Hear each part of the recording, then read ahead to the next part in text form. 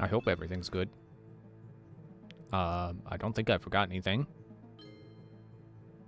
Although I still haven't gotten around to making a second screen display that I can pop on whenever. Hey, you get back here. You get back here, title screen. I haven't done a second screen capture yet where I can just flip to the bottom screen when I need to. So let's hope I don't need to. Started from Eternity City. Hard home gym was too tough. Honey was obtained. Accuracy was attained. Arrived in Salacion Town. Right. Defeated Zubat Knight. That was the only thing I defeated that night. Beat Shelly at Route 209. That was the only trainer I beat that night. On that entire route. Started from Eternity Town. Budget was obtained. Honey was obtained. Did it just go back a page? Budget was caught if beat Philip at a turn on. No, it says Wednesday. Wait, yeah, it went back a page because the last page should have been Friday. I turned my headphones down too much now. Title screen really is super loud. Huh. Is there a gym here? Pokemon News Press. Wanted. Pro Pokemon Catcher. Not me. It's over here. A bunch of cliffs. Bunch of nothing. Okay, let me check my Pokemon real quick. Who's got the experience share? Is that Inade? I guess that's fine for now.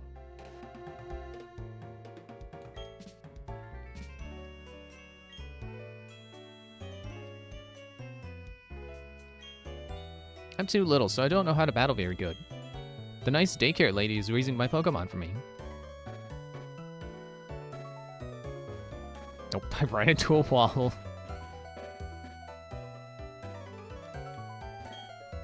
Every so often, an egg can be found at the Pokemon daycare, and they're found without anyone knowing how they got there. Is someone leaving them there? Yeah, it's the Easter Bunny.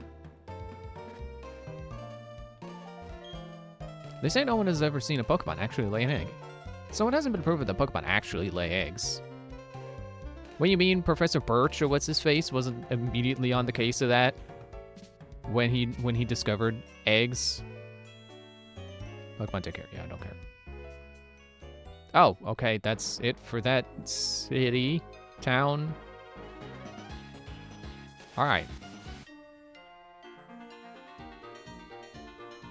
My Pokemon toughened up from working on the ranch. I'm right proud of them.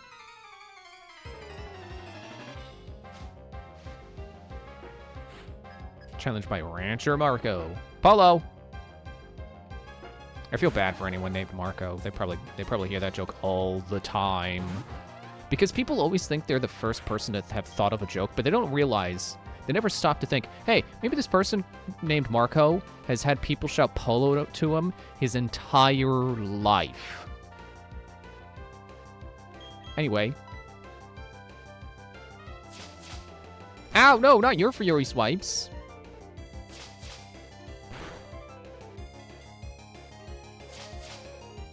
Any minute now, I'll get my turn.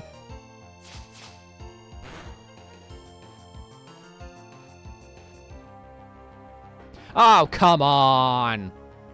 All right. Switching. Dead Ringer should both be stronger and also will not take that much damage from Fury Swipes. Tickle? Since when is that a Pokemon move? My attack and defense? Tickle?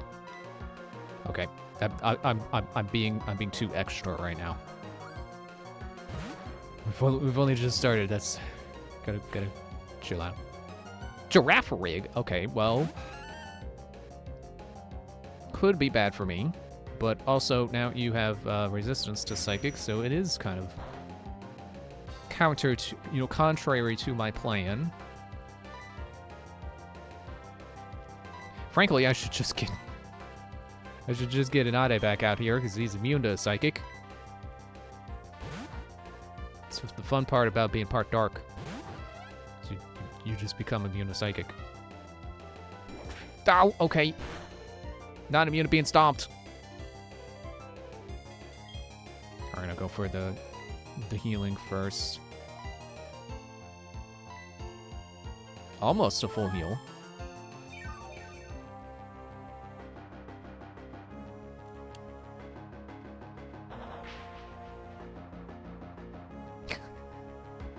Sorry, I was taking a drink of water. I just noticed Odor Sleuth. Yeah, this is exactly the Pokemon you want to be Odor Sleuthing. The skunk. Glad you figured out it wasn't just you, I guess.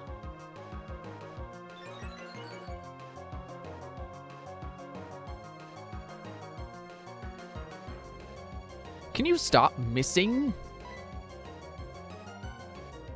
It's increasing its speed, not its dodge.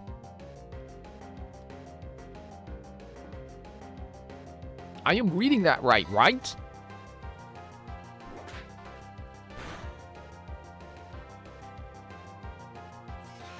There.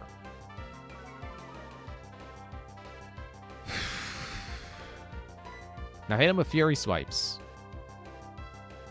You're already faster than me. Yeah, your speed sharply rose. You're already faster. Inade! Stop missing! What is going on with Inade? Like, okay, I can understand Fury Swipes having like 9, like doesn't have...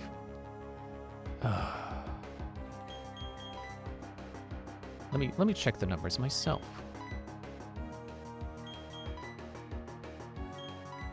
So, okay, it does have 85 accuracy. And Fury Swipes 80. Okay, so that's what's going on. Bad luck.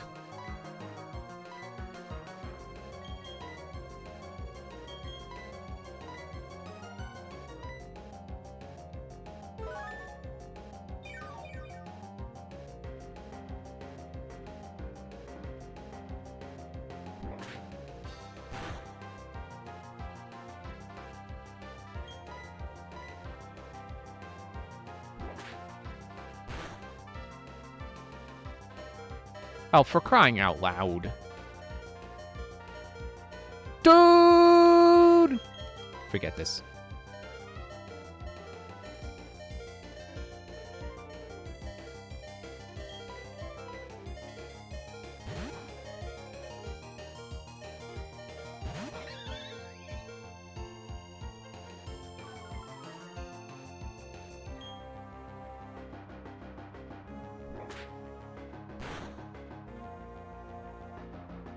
Ender, end this giraffe.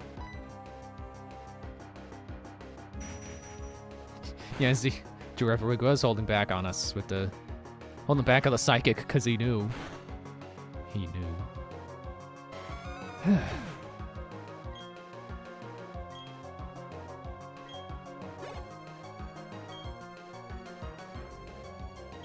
Psyduck.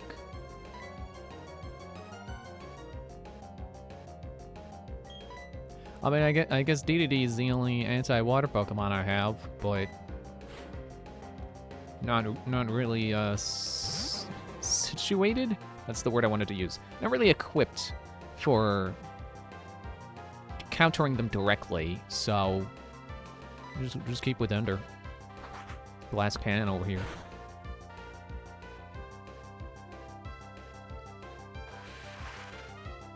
Yeah, I'm just gonna hit with water gun, it doesn't matter. Barely hurts. And you quickly.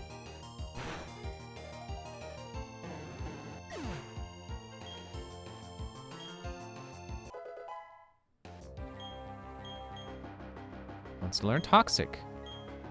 Sure. It's better than what he currently has. Also 85 accuracy. Leaves the target badly poisoned. Poison damage worsens every turn. What does this do again? May poison the target. Yeah, I'll take Toxic instead.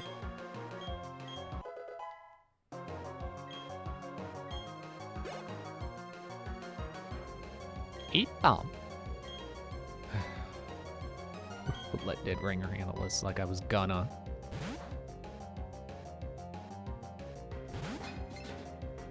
Is Anade still gonna get experience for this because he technically participated in the fight against Apom before it switched out? I think if it comes back out, it counts as new. Thank goodness it's not gonna say not very effective for every swipe. I would have flipped a lid if that was the case. Also, wow, that was very little damage. Confuse Ray! Oh gosh. Oh, right. Steel Resist Ghost.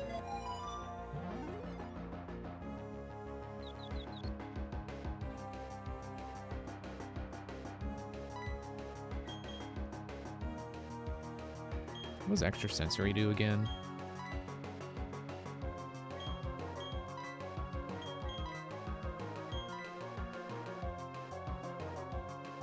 Oh, that's the 80 power one. Oh, that's 50 power. Okay. So I should be using extra... I don't know. Extra Sensory doesn't sound like an attack to me. It sounds like... It sounds like it's like Odor Sleuth. You know, the kind of move where it's like, oh, well, you couldn't hit them before, but after using this move, now you can. Yeah, there you go.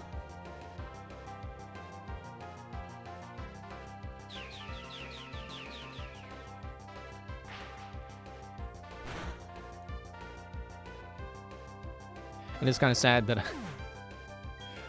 I caught Dead Ringer on Friday. You would think I would remember his moveset. It's been a weekend. Haha, your Pokemon sure can be counted on. Except Anade! When I cuddle with my Pokemon, I can feel not just their body's warmth, but their compassion. Ah! Juju. Anade is not fighting this rock. DDD will.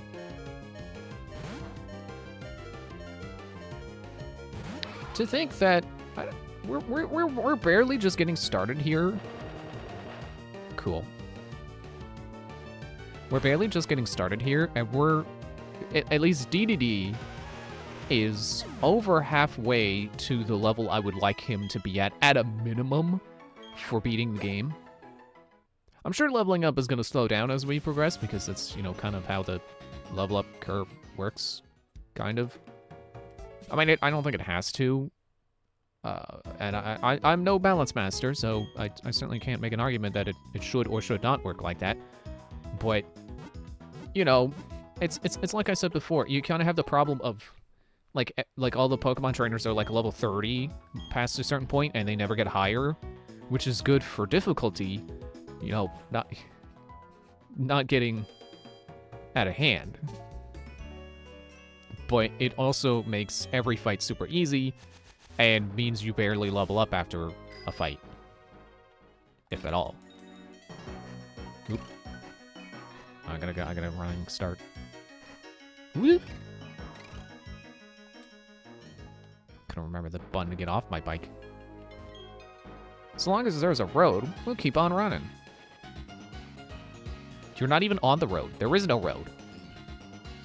You could say it's here where the grass is not tall.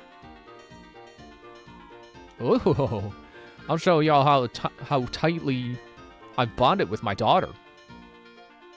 I can get away with slacking off if I have my Pokemon out. Oh wait, do people in double battles both talk now? Like they would if it's like the kind of double battle where like you could make it a single battle if you just talk to them from a different angle. But like these battles where they are specifically set up to always be a double battle, wasn't it before they Wasn't it before it was only the person who starts the fight would talk? I think they fixed that. So that's cool. See, this... Going into this, I'm sure I said things like, oh, this is the one I'm looking forward to the least, because I know it's the slow one, I know it's Elite Four is hard. Doesn't mean it's not going to have good changes. Oh, wow.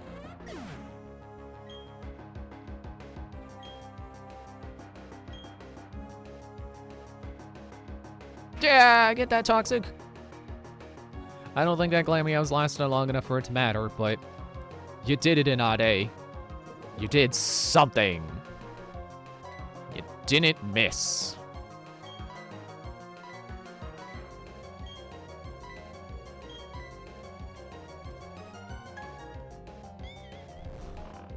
And now you're asleep. All right. Whatever. Take a nap.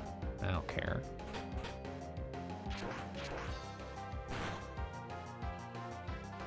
Do I sound like I'm... I feel like I sound like I'm already at the end of the stream where I'm just like, okay, I just want to get to the next town. I'm tired. I want to save and quit. Let's see if Inade will wake up on his own, potentially. Probably not, because I'm going to knock out Glameow. Faint attack.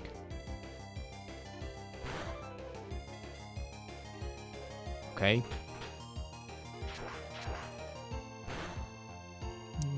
Yep, there it goes. Attack Rose! Yeah, it doesn't matter. The battle's over.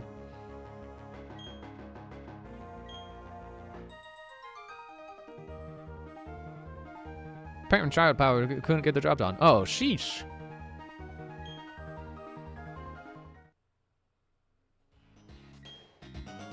Papa, I'm sorry. I promise I'll work harder starting tomorrow. I reckon the bonds between you and your Pokemon are like the bonds parents share with their kids.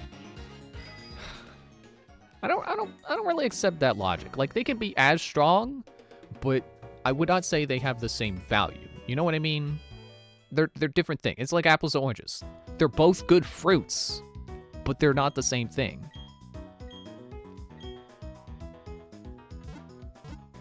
I mean, that's me thinking of that as like, well, Pokemon kind of like a pet. Because they do kind of get, you know, a little bit like having a pet. I know it's not the exact same thing.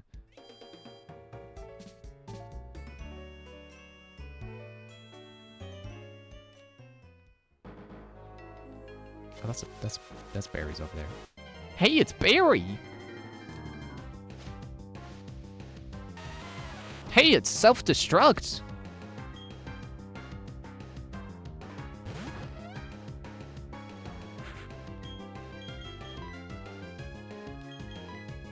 Let's see if Dead Ranger can survive self-destruct.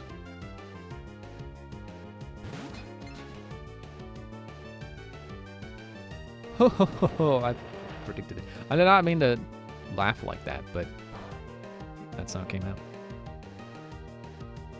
Got my captures window over here, still expanded. Don't need that expanded.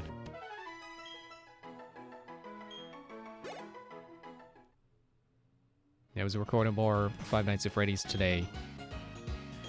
I've now beaten the first 4 games. Which, I did not mean to use a repel. That's not the potion's pocket.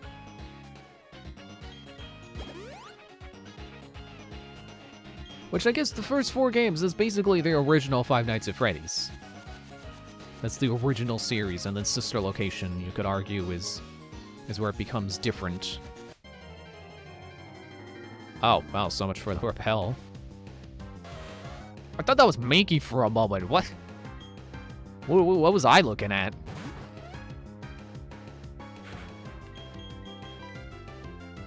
Yeah,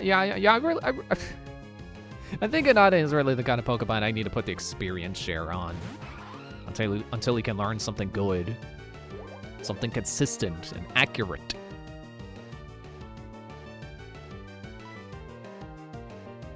Yeah, I do kind of feel like Sister Location does kind of start like a second era of Five Nights at Freddy's.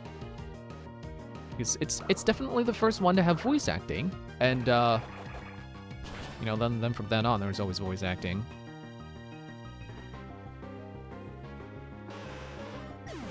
And I think it's really where the lore starts to become what we know it as today, with, you know, the purple guy having an official name and stuff. Okay, yeah, what are you holding? You got the, yeah, you got the exp share. I'll, put Denver in your front, because honestly, they're better. Just immediately, out of the box, they're better. Wow, that bit there in the music kind of sounded like the Song of Storms. Yeah, I don't know if I've said before, but I've never beaten Five Nights at Freddy's 4 before.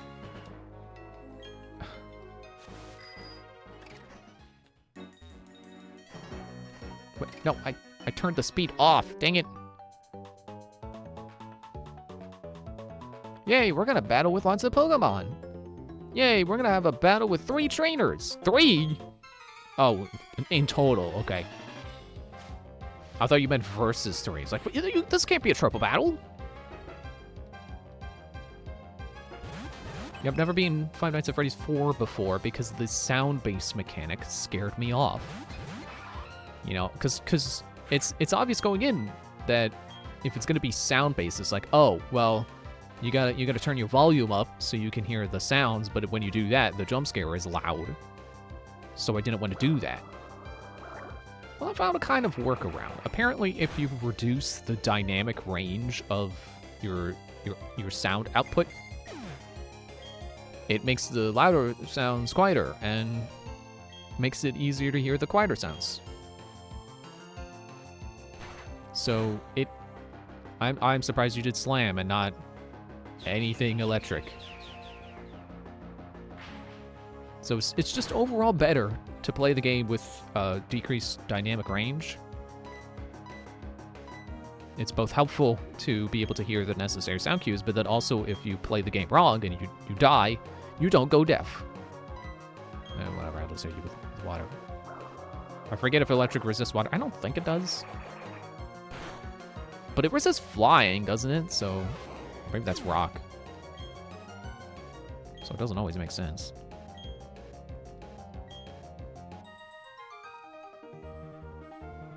Even with both of us, we lost. We too couldn't win.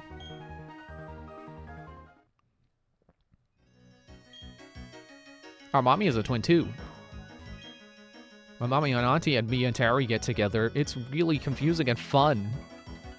Just like that sentence. Repels effect wore off. Well, good. I didn't want it. Hey, check this out. Look at the luster of my Pokemon's fur. Are you just gonna show me like a Glameow? Pichu, okay.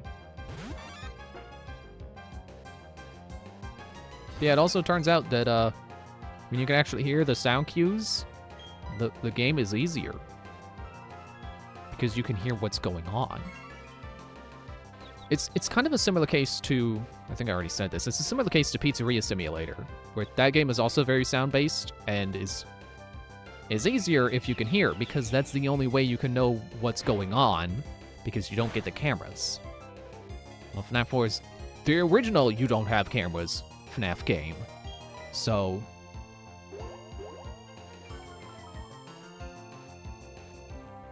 but I think it is better with its sound cues. Like, there's more sound cues.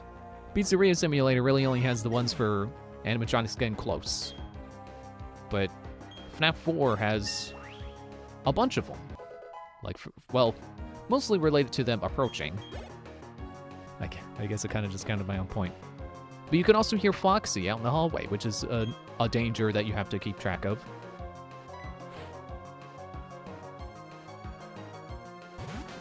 Although I couldn't hear him, even though I had the, you know, the dynamic range and stuff. So I had to always deal with him.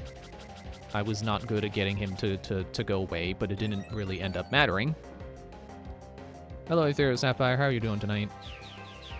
I was just talking about how I beat FNAF 4 for the first time, and I'm kind of proud of it, because it is one of the. It kind of is one of the scarier ones, or at least more tense.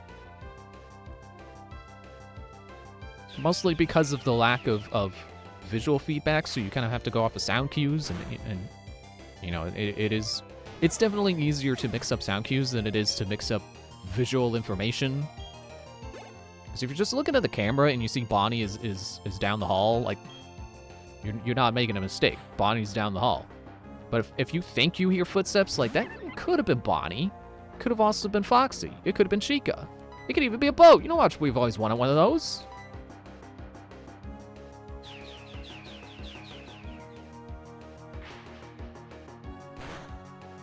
Doing good. Never fully understood FNAF and how it works. Yeah, it definitely helps looking up guides to how they work. I fully credit my victory to It's Taken and The Bones 5 for having videos that taught me how the game works. Especially later on, where it really helps realizing that, oh hey, if I don't turn around to check the bed, Bonnie and Chica won't kill me. So, you know, you do kind of get some extra time there to fully make sure they're gone before you deal with Freddy. Oh, FNAF 4 specifically, yeah. Yeah, it's definitely harder to understand. Like, the game even has... You may already know. The game has text tutorials. It tells you on screen, click this, you know, flash the flashlight, listen for breathing. But going entirely off of that, it is not very clear. In fact, I was stuck on night 2, and I was almost gonna give up because, you know, I would go up to the door. Okay, I gotta hold that thought for a moment. Hey, did you take a good look? Maybe? I was paying a little attention. Every day I brush a Pokemon 100 strokes. Then I do me. Then I do me.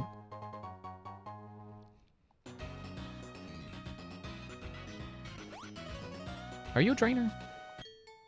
Yeah. I'm a rookie breeder, but I'll do my very best.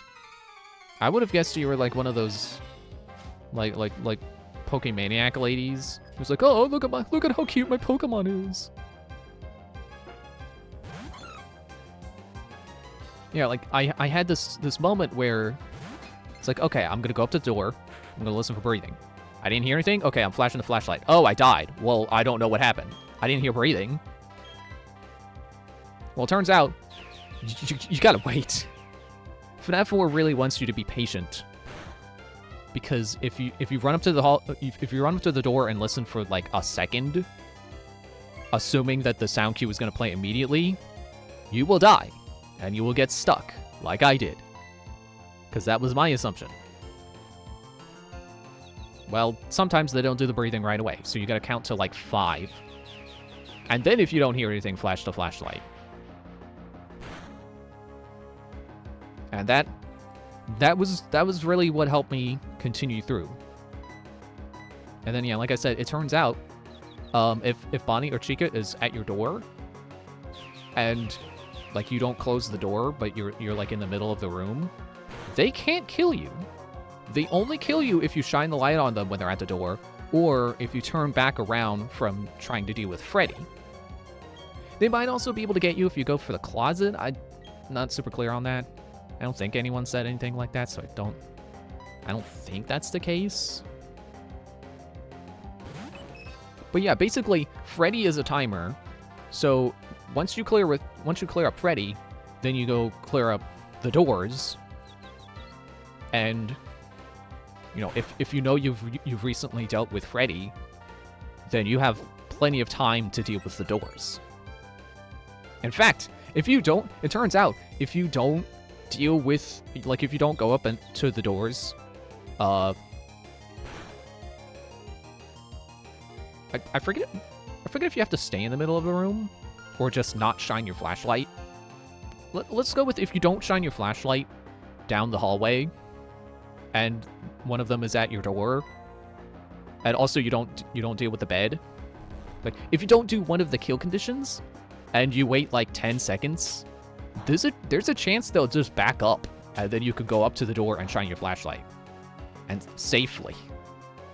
Because The Bones did a video where he beat the game without closing the doors. So yeah, it turns out you don't even need to close the doors. You do for like the hardest challenges, but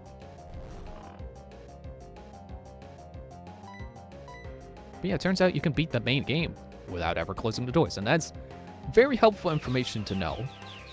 I love how The Bones can do these crazy challenges for these games and inadvertently make normal gameplay easier by realizing like, oh hey, actually, if you can play the game like this, then surely by playing normally, it should be feasible.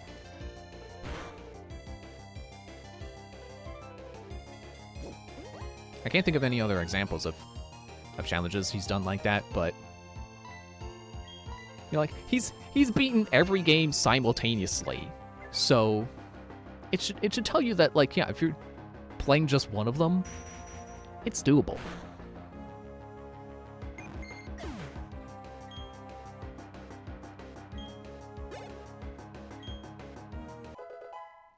Level 22.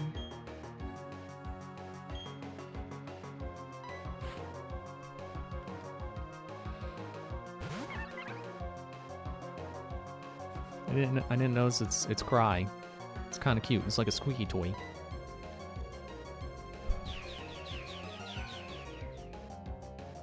Let's see what else. What else is there to know about FNAF 4? Like there's also the warning indicator. Like all the other games have like an ambiance that plays when animatronics are close. FNAF 4 doesn't have that, but it does have the danger blink. I don't know if anyone's called it that before, but that's what I'm calling it. Which is mostly noticeable if Freddy is close to getting you, basically. If his timer is close to finishing. I could have phrased that better. Then your flashlight starts blinking more and more. So it's kind of your indicator saying like, hey, you should probably deal with Freddy soon.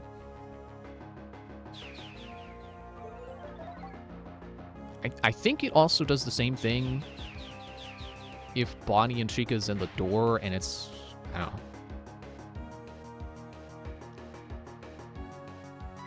know.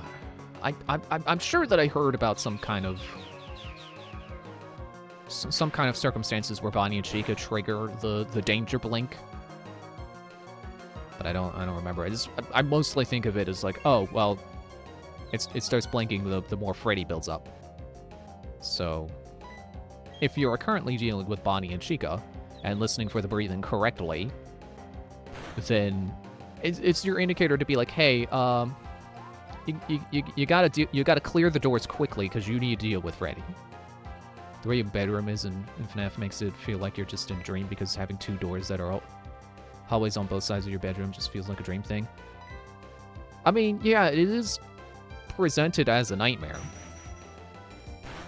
Whether that house was literally built like that or not is debatable. I'm of the camp that no, there is no house like that. But it's alright. I'm still a rookie.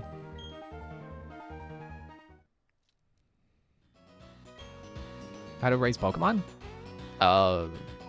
It's all about love, right? Yeah, there's a camp of people who believe that FNAF 4 was actually real life and that the purple, that William Afton was just testing nightmare gas or sound illusion disc. It's like, no, the games never say anything about either of those things. Like, you would think if they were a thing, they would continue using them as plot devices, and you would see them in, like, Secret of the Mimic or something. Not be like, oh, well, this one book has nightmare gas, so therefore these canisters in Sister Location are definitely nightmare gas. It's like, no, it's helium, because Circus Baby inflates balloons at her fingertips, which is a thing the game says. You know what the game doesn't say? Nightmare gas. Anyway,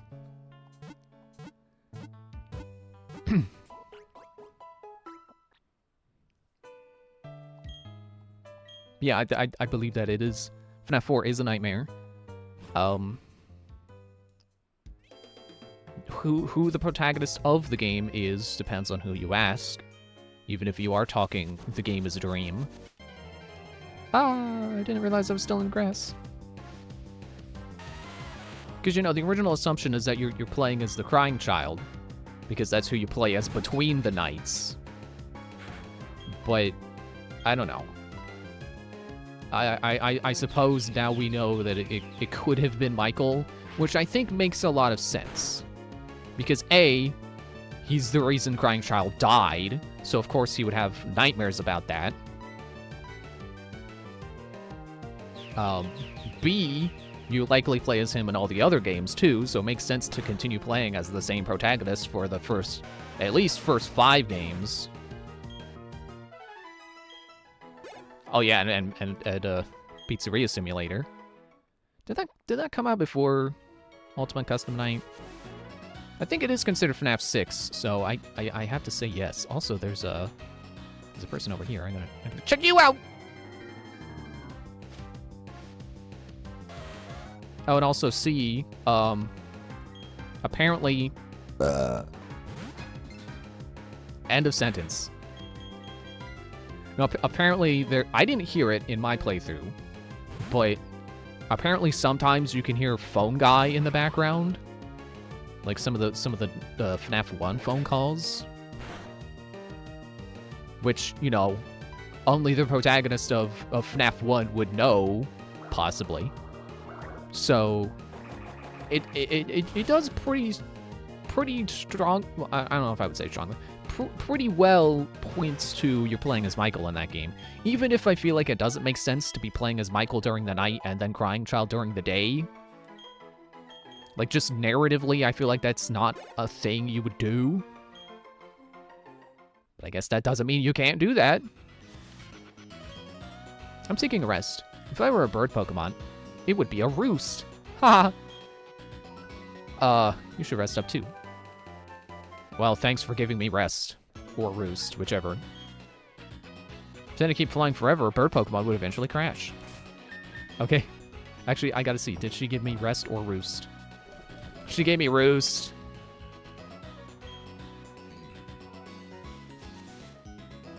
But yeah, all that to say, I think the layout of that house is because of because it's a tangled mess of nightmare elements that Michael is having, simultaneously remembering his childhood, remembering his brother, and remembering the events of FNAF 1, because that game does pretty well echo FNAF 1 in layout and how the animatronics work.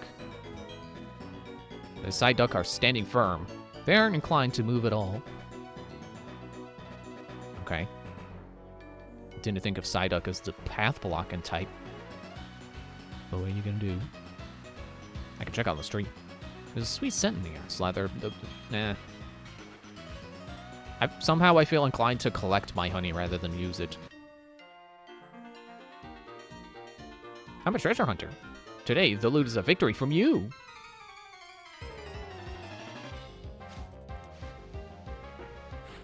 I mean, you can't take something from me that I can't have. Like, I can't have a victory over myself. Unless you want to count conquering my fear of FNAF 4, but I don't think that's what he means.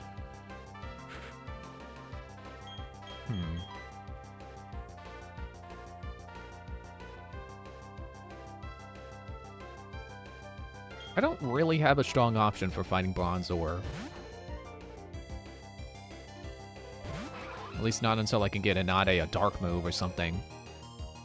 Hopefully.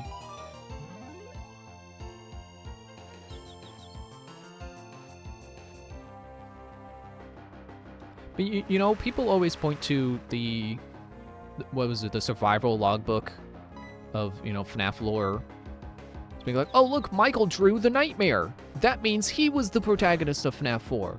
It's like, sure.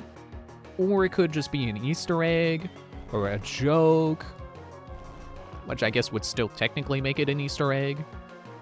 Or it could be that they both had nightmares about that. So, we don't even know. Maybe Crying Child had some nightmares about the animatronics. Which would make sense considering Michael was constantly scaring him with the Foxy mask. And then perhaps some parts of the game are Michael having nightmares.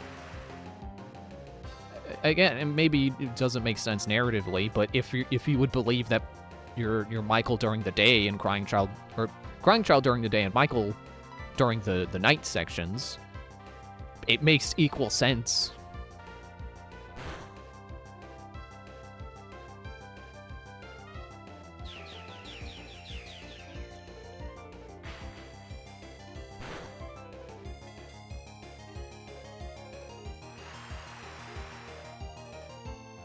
I kind of feel like maybe nights 1 through 4 are Crying Child, and then maybe night 5 is Michael.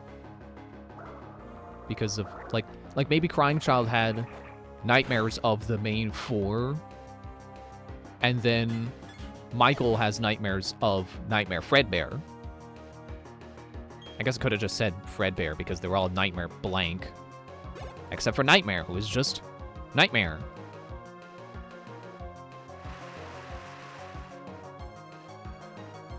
I think Nightmare is also another piece of evidence I feel like poses a solid argument against playing as anyone other than Michael or Crying Child. Was it Ice? Who were they sending out again?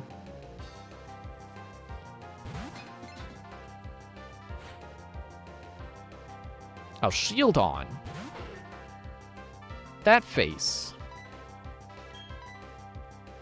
Oh wait, if you're Steel, you resist this. Oops.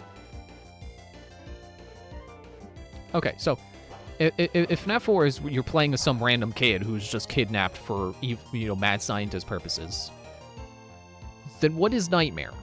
Okay, I know people are like, oh well, Nightmare is sound illusion discs and it's not quite working right. That's why he's see-through. Okay, but A, why would that be the final threat, not the first threat? Because, you would think if it's an experiment, they would start getting better. So that the first threats would be, oh, they're not quite working right, you can see through them, the illusion isn't strong. And then as it goes on, the illusion becomes better and better. So why would the final, most dangerous threat not work right? But then also, Nightmare is theorized to be an embodiment of death. So then why wouldn't a living child be experiencing that with nightmare gas? What is the connection between nightmare gas and dying? I mean, I guess you could argue, well, did nightmare gas kill them? I can't win, you're too much to take.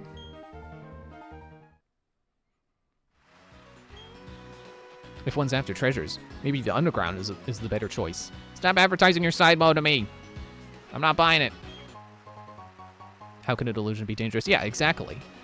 Like, if the experiment is about, making sure nightmare gas works, then why is the embodiment of death involved? Do unto others as they do unto you. Yup, it's payback. It's good for Pokemon battles, but if you do that in real life, there'll be no end to the fighting, that's for sure.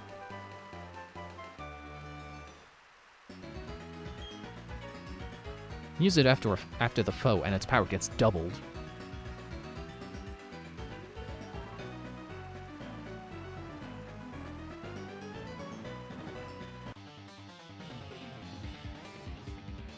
Check the sharpness of my fighting Pokemon's moves.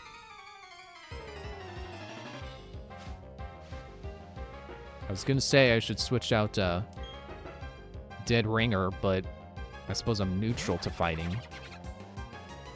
I better keep him in, because now I'm resistant to any poison moves Krogunk might have.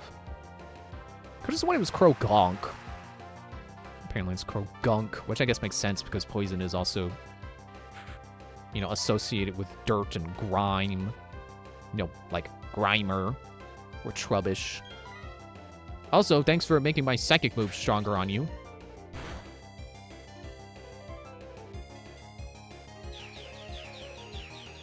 Also, I think people... Maybe I'm mixing things up, and maybe Nightmare isn't considered, like, the embodiment of death. But maybe, I think people also contribute, or they call, Nightmarion. Oh, that's all you had? You've dulled its sharpness. Like, Nightmarion, I think, is also called the embodiment of death. So again, 2 embodiments of death. Back to train for us. So, you know, if you want to say one story about nightmare gas is proof enough that nightmare gas is real, then how is 2 embodiments of death not evidence enough that FNAF 4 is about someone who died? You know, someone's final nightmares as they are, you know, dying from a head wound.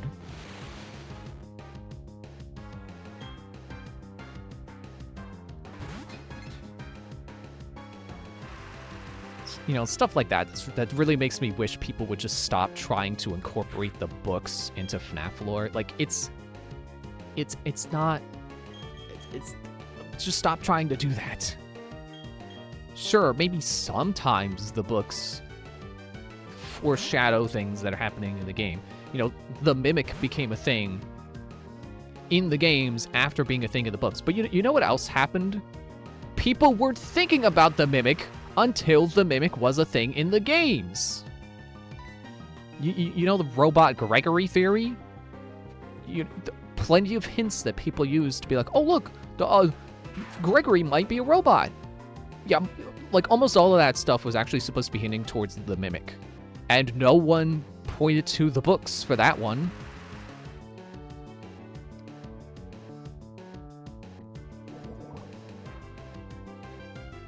And it's funny because the Mimic book did come out, I think, before Security Breach. Oh, okay, right, you can just do that. Also, I thought that was a shortcut just to avoid this guy, but apparently there's an item over there as well, so I'm gonna come up and chop down this tree. And I like how they made the, like, actual background trees way bigger, but they're still calling that a tree. Even though it was originally like a bush or shrub or something. I was snoozing. You calm? I was snoozing, you claim. I merely feigned sleep. Hiya!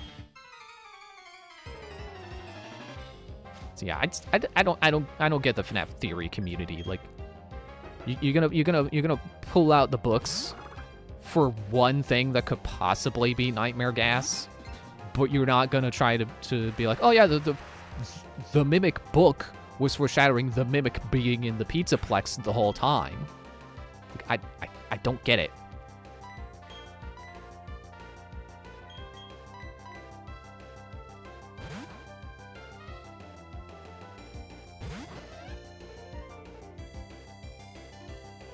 Although, you know, I never read any of the books, really, but the Mimic especially, so I don't know how long that story was. I don't know if it was an entire standalone book or just part of an anthology. I don't know all the details it goes into, except for the Mimic's creation. So I have no idea if anything in that book could have possibly meant that it would show up at the Pizzaplex. I think there is a follow-up story to the Mimic that's like a time skip. And it shows Edwin as like an old man, and he goes to the Pizzaplex to try to stop the Mimic or something like that. But game lore doesn't follow that, because Edwin's dead in game lore. Certainly ain't an old man running to the Pizzaplex trying to shut everything down. Which is another reason why it's so frustrating. People cling to the books for theories. It's like, no, it's different continuity. Even when they do pull from the books, any number of things could be different.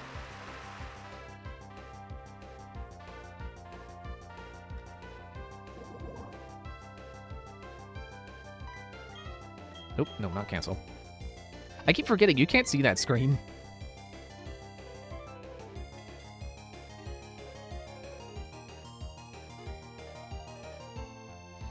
Also, going back to the layout of the FNAF 4 house, if that's a real if that's a real location, why is there a kitchen?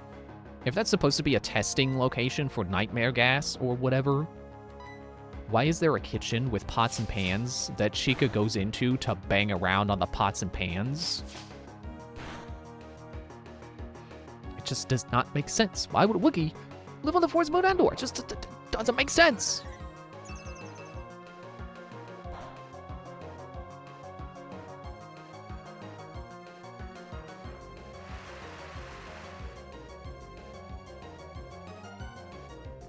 I know there's the Easter egg and sister location where you can find the map that shows that there was an actual layout shaped like that.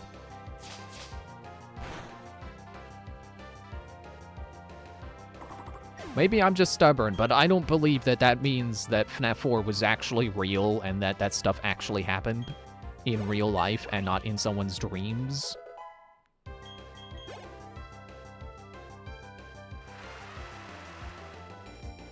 I think it does. It could mean that there was a house actually designed like the Nightmare House, but I don't think it's confirmation that FNAF 4 was real.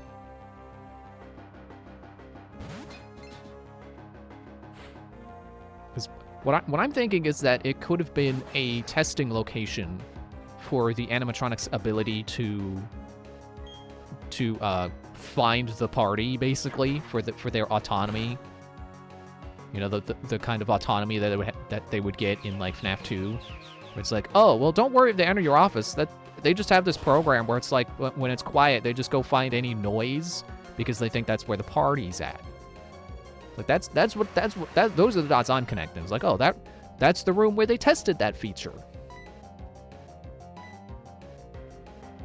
Which also, fun aside, that's my headcanon for why Springtrap follows the sound lures in FNAF 3. It's not any kind of creepy reason that anyone else might tell you about that. It's the animatronic part of the suit trying to find the party.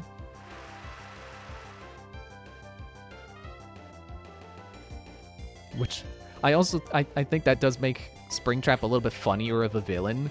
Not because he's, you know, I mean, I guess there are multiple ways you could look at that and point and laugh at Springtrap. Also, this was the wrong Pokemon for this. Because on the one hand, it's like, oh, he's so stupid that he gets distracted from you to follow the sound cue. That very much just sounds like Balloon Boy.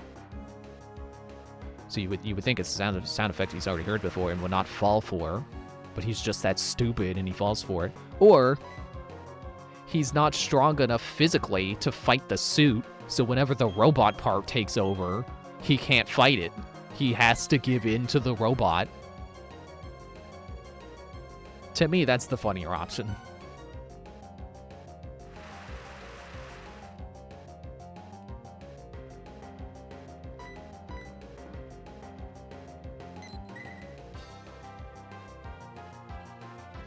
Yeah, I guess if you want to pull my own argument against me, then there's no game precedent for that being a testing room. I guess you could argue that, well, you know, you have the Endo warehouse in Security Breach.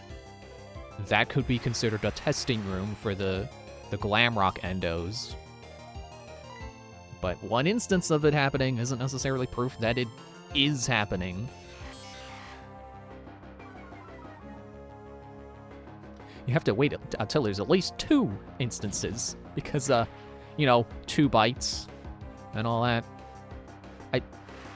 I mentioned this in one of the videos, but, like, I say that there's a lot of 2s. I don't remember what all the other 2s are. What are all the other instances of, you know, 2 similar events, similar but separate events.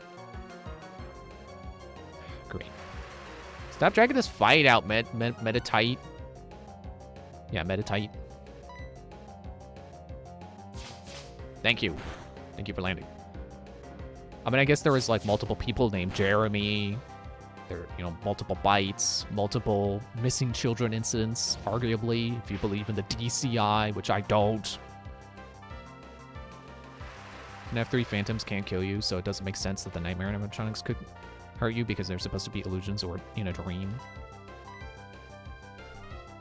I mean, the dream could easily be argued as like, oh well, they don't actually kill you. It's just the dream. It's, you know, gameplay. They quote unquote kill you and you get a game over and you start over. It's your game overs are non-canonical. But it's true that the phantoms in FNAF 3 can't hurt you. So if the nightmare animatronics are entirely illusions, then they can't hurt you. They shouldn't be able to hurt you. But again, I guess the argument, well, you know, your game over isn't canonical.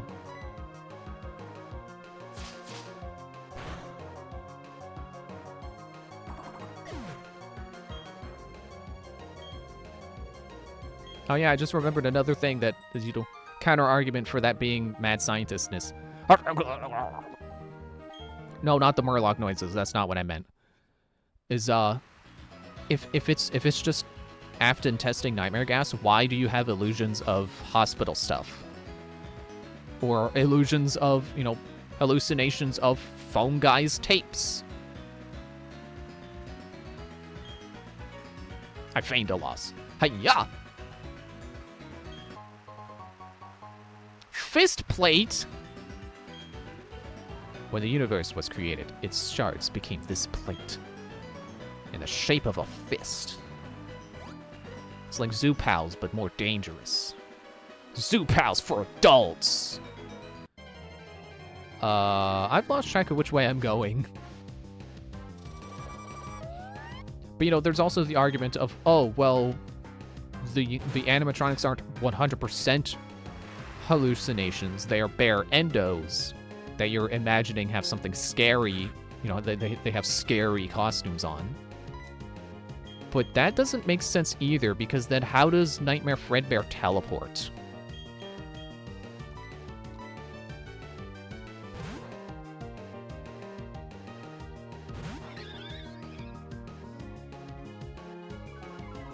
I can think of an argument as to how all that stuff makes sense for the illusion theory.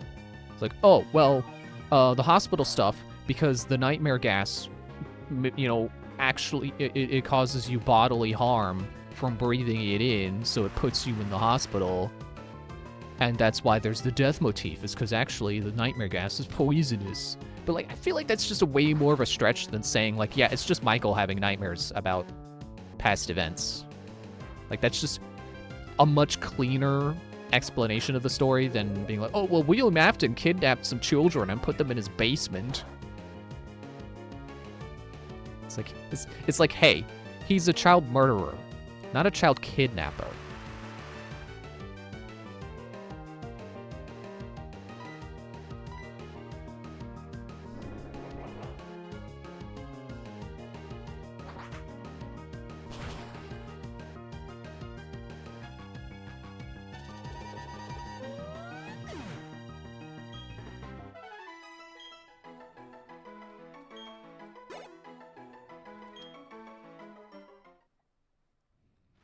Okay, now which way was it going?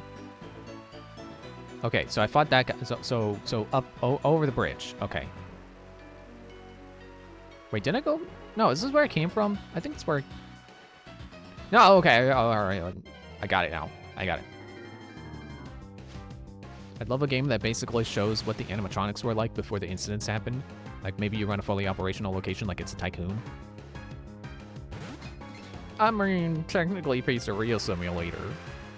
But I get what you mean. Like, yeah, seeing them in their heyday would be pretty cool.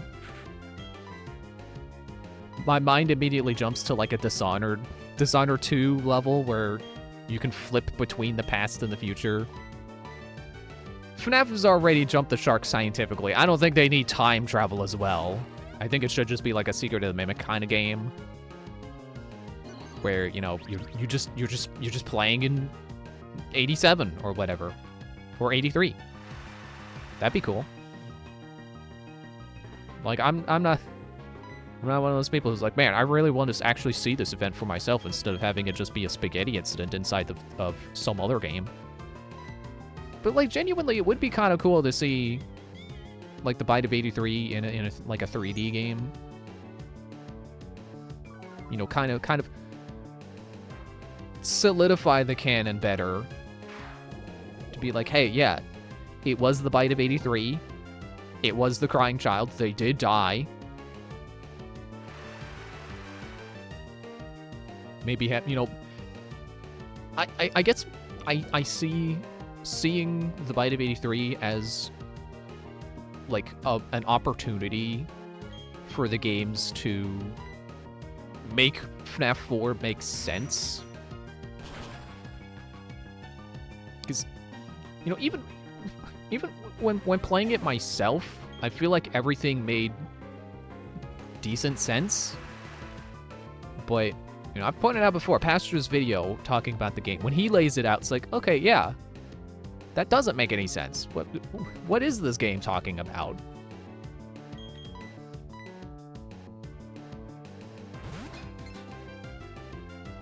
But I'm still pretty firmly in the camp that FNAF lore is not confusing. It's pretty straightforward. William Afton is a terrible person. The end.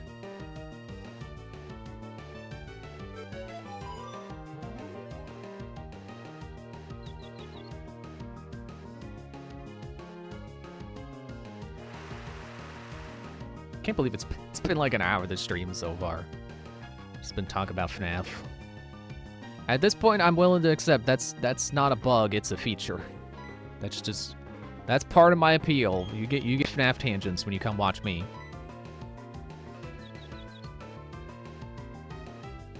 Okay, Miracle Eye. Whatever. You did it. You identified Bronzor.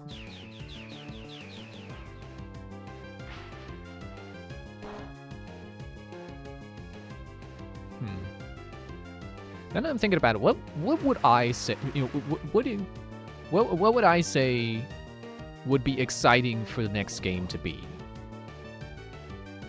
Like trying to figure out a way to explain that doesn't put emphasis on what do I want to see. Like, you know what I mean? Like every fan has something that they hope the next game will be. Well, what is that for me? What do I hope the next game is like?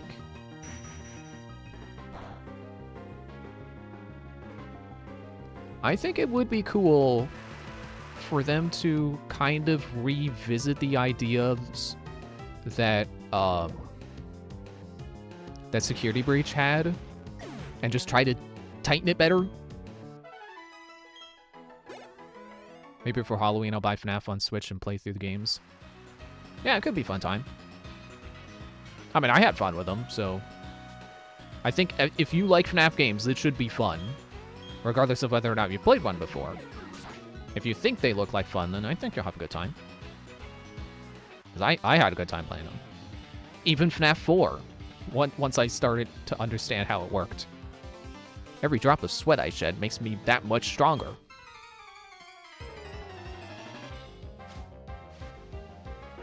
Yeah, I think it would be cool for the next game to try to, like, not necessarily redo Security Breach. I mean, a Security Breach remake, like, it's too early for that, but I would love for them to do that game over.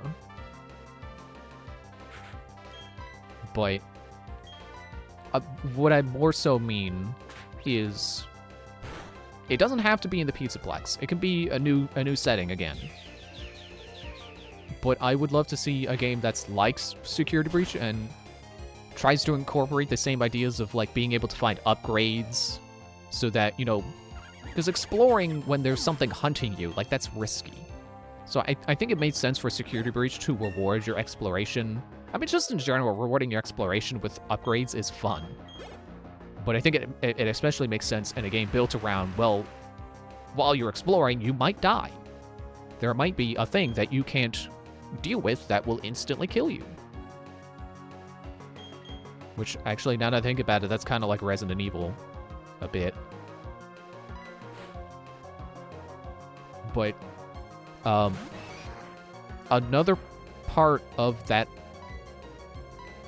of that idea of quote-unquote redoing Security Breach is, okay, bring in collectibles, but also revisit the idea of having specific segments of the game be office segments. Like, I think that's one of the more hated parts of Security Breach, but I respect the heck out of Security Breach for attempting that, where you have these sections where you're like, oh, the security alarm went off, all the animatronics are here, I gotta close the doors when they show up. And then, like, every office section is a little bit different.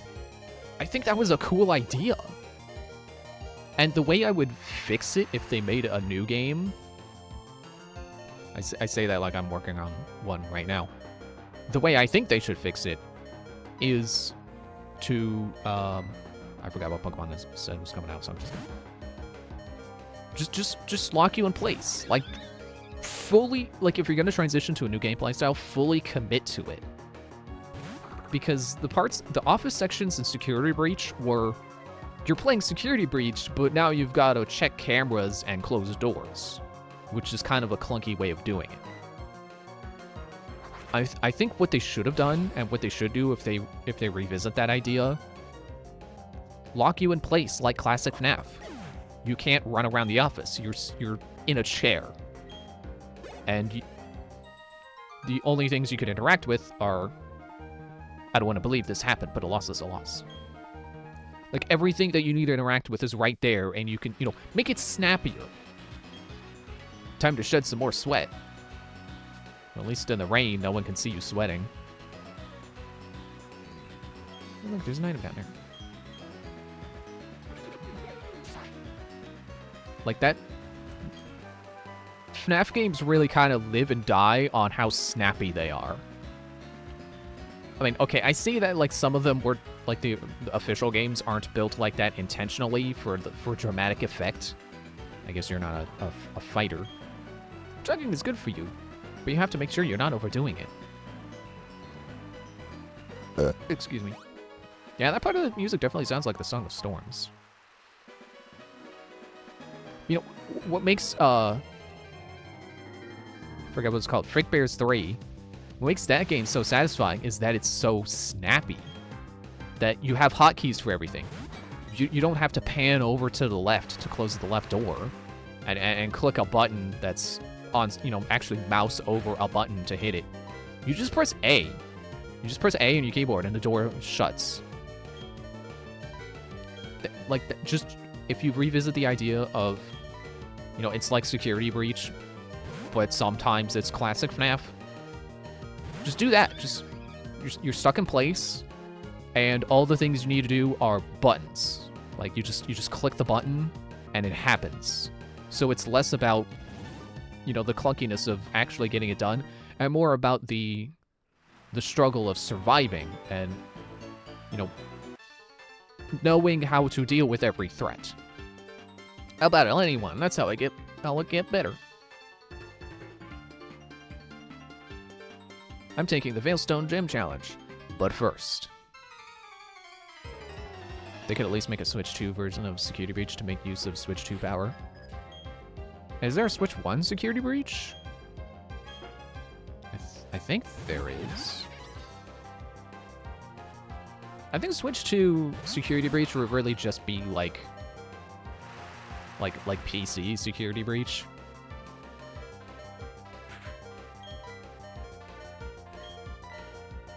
Going for it. I'm gonna count on DDD outspeeding the Monferno. Okay, well, he went for me anyway. You think so? Okay, yeah. I think I heard Security Breach on Switch is not good. But I think in general the console versions are not good, so I don't know. I mean, Lucagen played through the PlayStation version fine enough.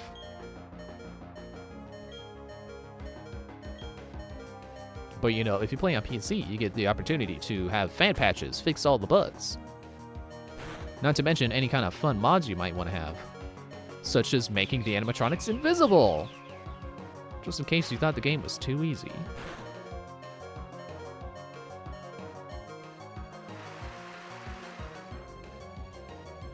Oh yeah, I forgot because it's raining that DDD is stronger.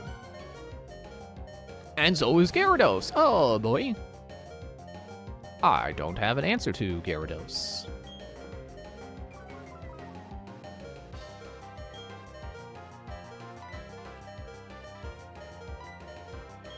Well, that answer is certainly not to keep Dead Ring around. Shoot, I forgot I got knocked out at some point.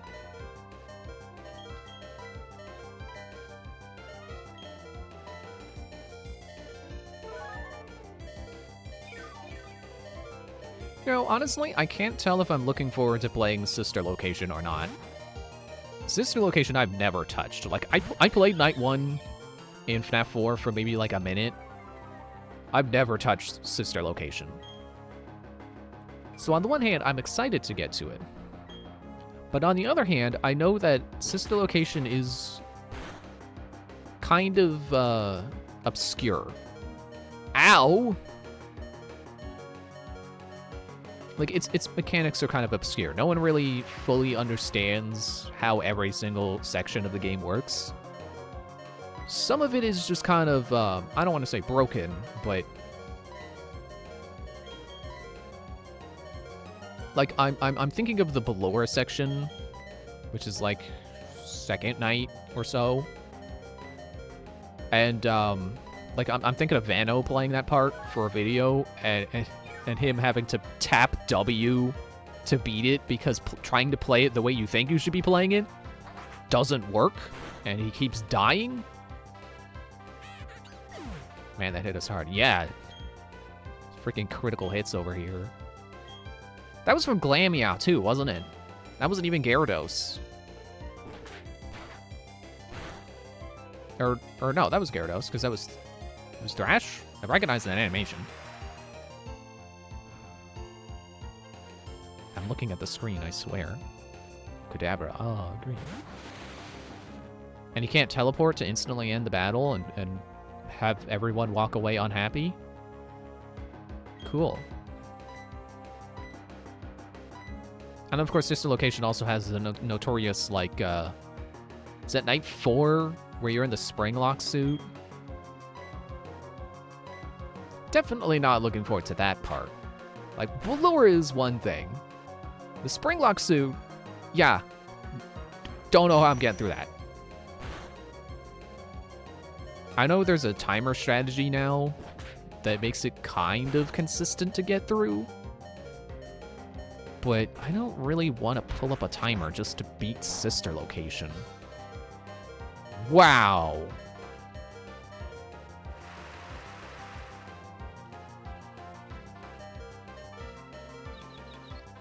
How could you confuse him? Watch that last exactly 0 turns. No, that's not my bag.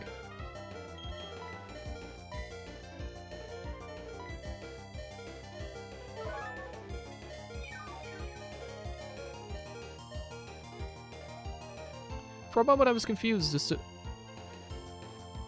Wait, no, now I am confused. I thought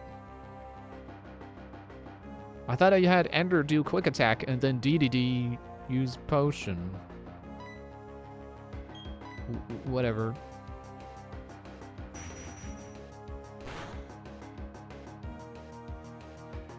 Also, the tricky thing about Sister Location is that there was a lot of dialogue. So will I even get a chance to talk? Because I don't want to talk over it.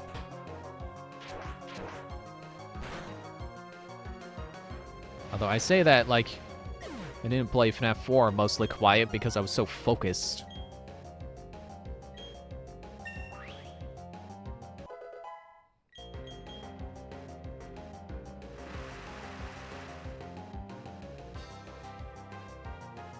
I also remember the breaker room section. I don't know how I'm getting through that either. Like, almost every part of the game is like, I don't know if I could get through that. I don't know if I could get through that. The only part I think I could get through is Night 1. Because that's a pretty straightforward, Oh, great, you're using Thrash again! That feels like cheating!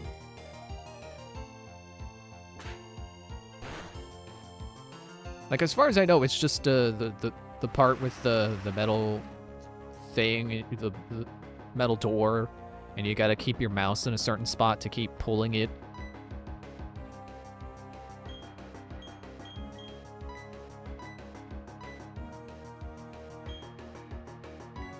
Although I say that, but I feel like somehow that's also going to be one of those parts where it's like, what am I doing wrong? I'm keeping my mouse on the one part. Yeah, you use Thrash and now you're unconfused. Like, that feels like cheating.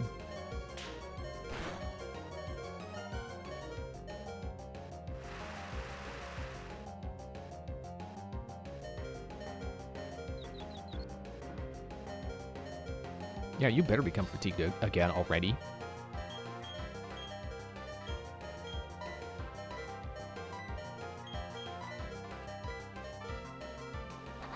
Oh, wait. Doesn't water resist steel? Now you're using bite. Oh, wait. Oh, okay. I got... Yeah, okay. There it is. I got the attacks mixed up. Okay, I think I can get him with a quick attack. I'm gonna gamble.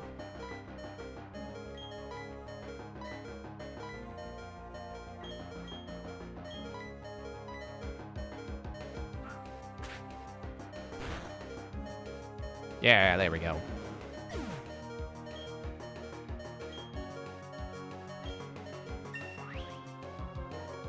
$28. Let's learn Fury Attack.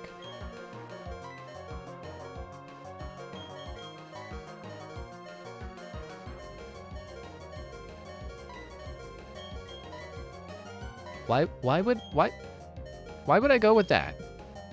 Hang on, wait.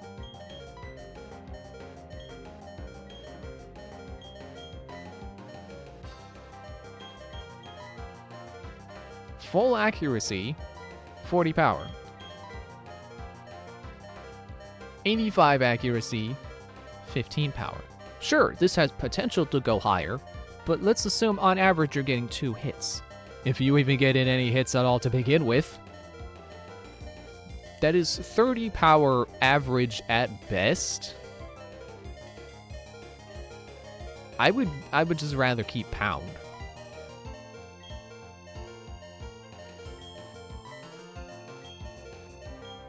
Like, I might have accepted that when he was still a Piplup, but not right now. Not at all. You won and I lost, but both of us gained something from this. You made me lose my confidence.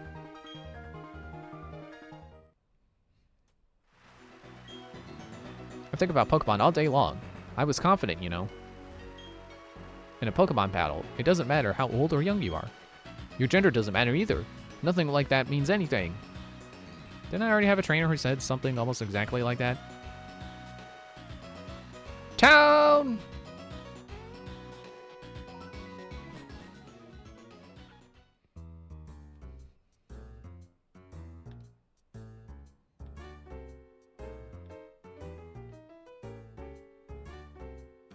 I almost feel like I've been here before because I think I remember the Team Galactic roadblock there.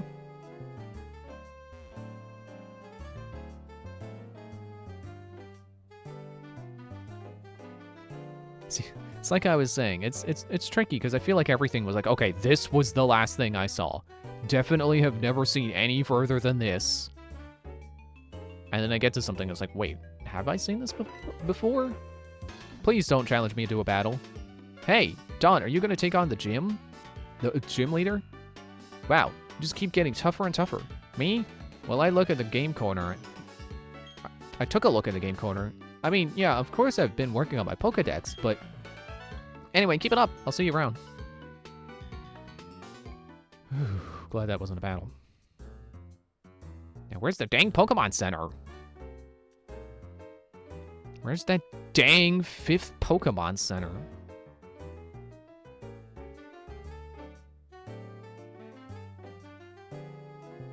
Like, there's the entrance to town, and then, like, this is a storage area. I'm afraid to go up to Team Galactic. There it is.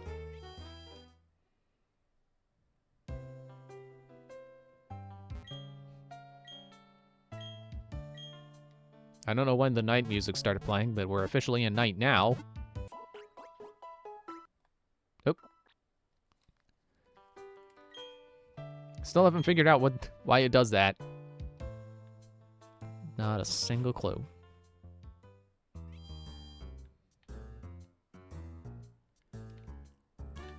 Alright, back over to the gym, I guess. I'll worry about whatever Team Galactic's doing when I'm one badge richer?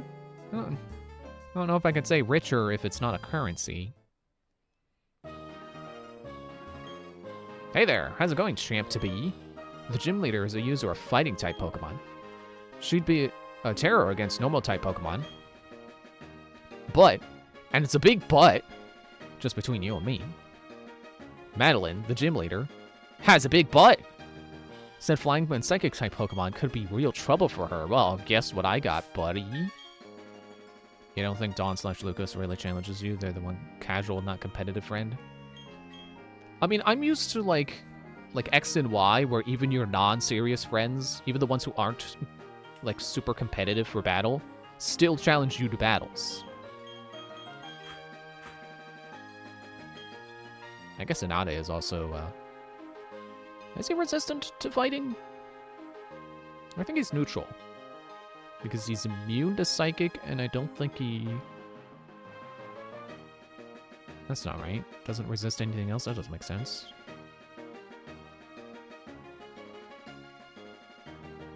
I mean, they got the experience share on him. I think I changed his pronouns mid-sentence. He has the experience share on him. He will be fine.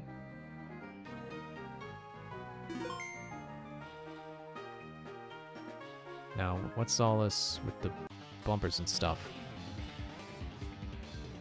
With the karate quads, I would strike a blow for tears with my fist. A blow for... is it blow for tears or blow for tears? With my fist. Hiya! Tears! I'm going with tears because I think he means he's going to make me cry.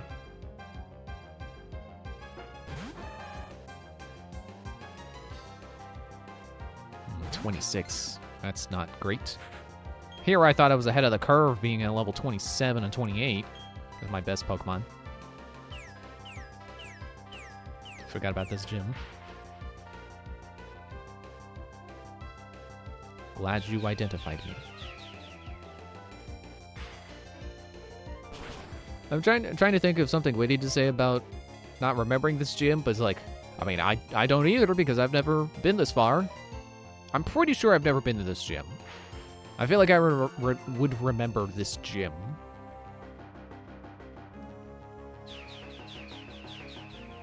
So I'm saying for one more time, I think this is definitely for sure the farthest I have ever been, and never any farther than this.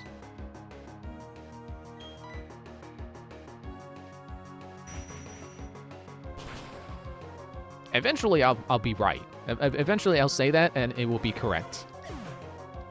Because I have definitely not played through more than half of this game.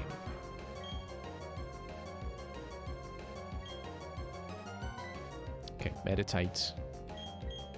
Guess I'll do an Ade.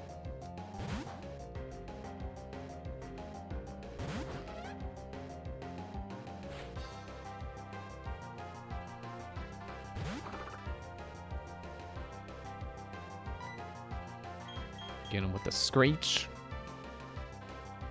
Okay. Don't spank my skunk.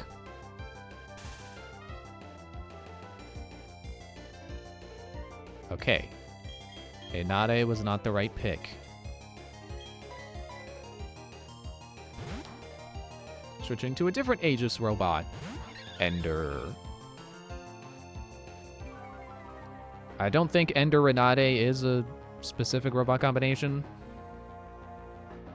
But I did mention the one that is an EI class robot, which is what Ender Inade would make.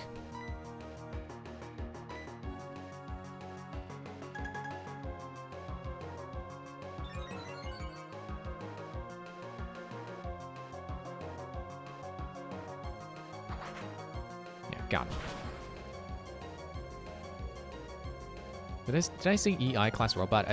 I meant an EI class Ender specifically, because yeah, obviously they're EI robots. That's the point of the game, is to combine them, and then the class becomes the two classes put together. There are multiple EI robots. I'm so hungry, kid. I don't have any strength left. Well, that's not my fault. I don't care if you skipped lunch. I lost because I didn't eat enough pizza. It's funny, I was gonna say I had pizza for lunch, so I didn't skip lunch. No. Anything I say will sound like I'm making excuses. Yeah, because you are. What? Oh, okay. For the karate quads, I would strike a blow for hope with my fist. Yeah, hope! Calm down there, Danganronpa protagonist. Raphael.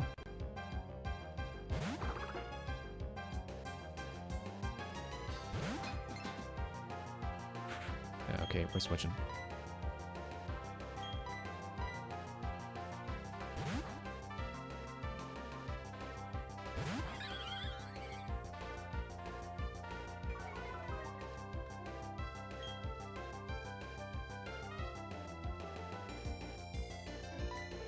I'm trying to remember if I've fought any more bosses since the last time. Fought any more bosses in Aegis since the last time I talked about it. Or at least, I know I have, but I don't remember what the last one I brought up was. Oh, come on. I'll finish this quickly. Or not. Don't spank my bird.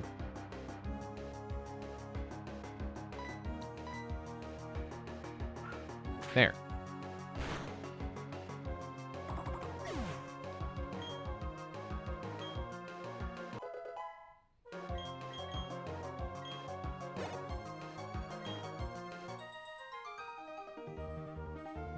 We came up short, but not by much. I'll have to redo my training, though. Malian's not gonna trample me again. Okay, I'm gonna go out and heal. I should actually be taking a break now, so I should, well, if I can remember where the Pokemon Center is, I should take a break and hold my thought on Aegis's boss mode. Save that for when I come back. I'll go on break now.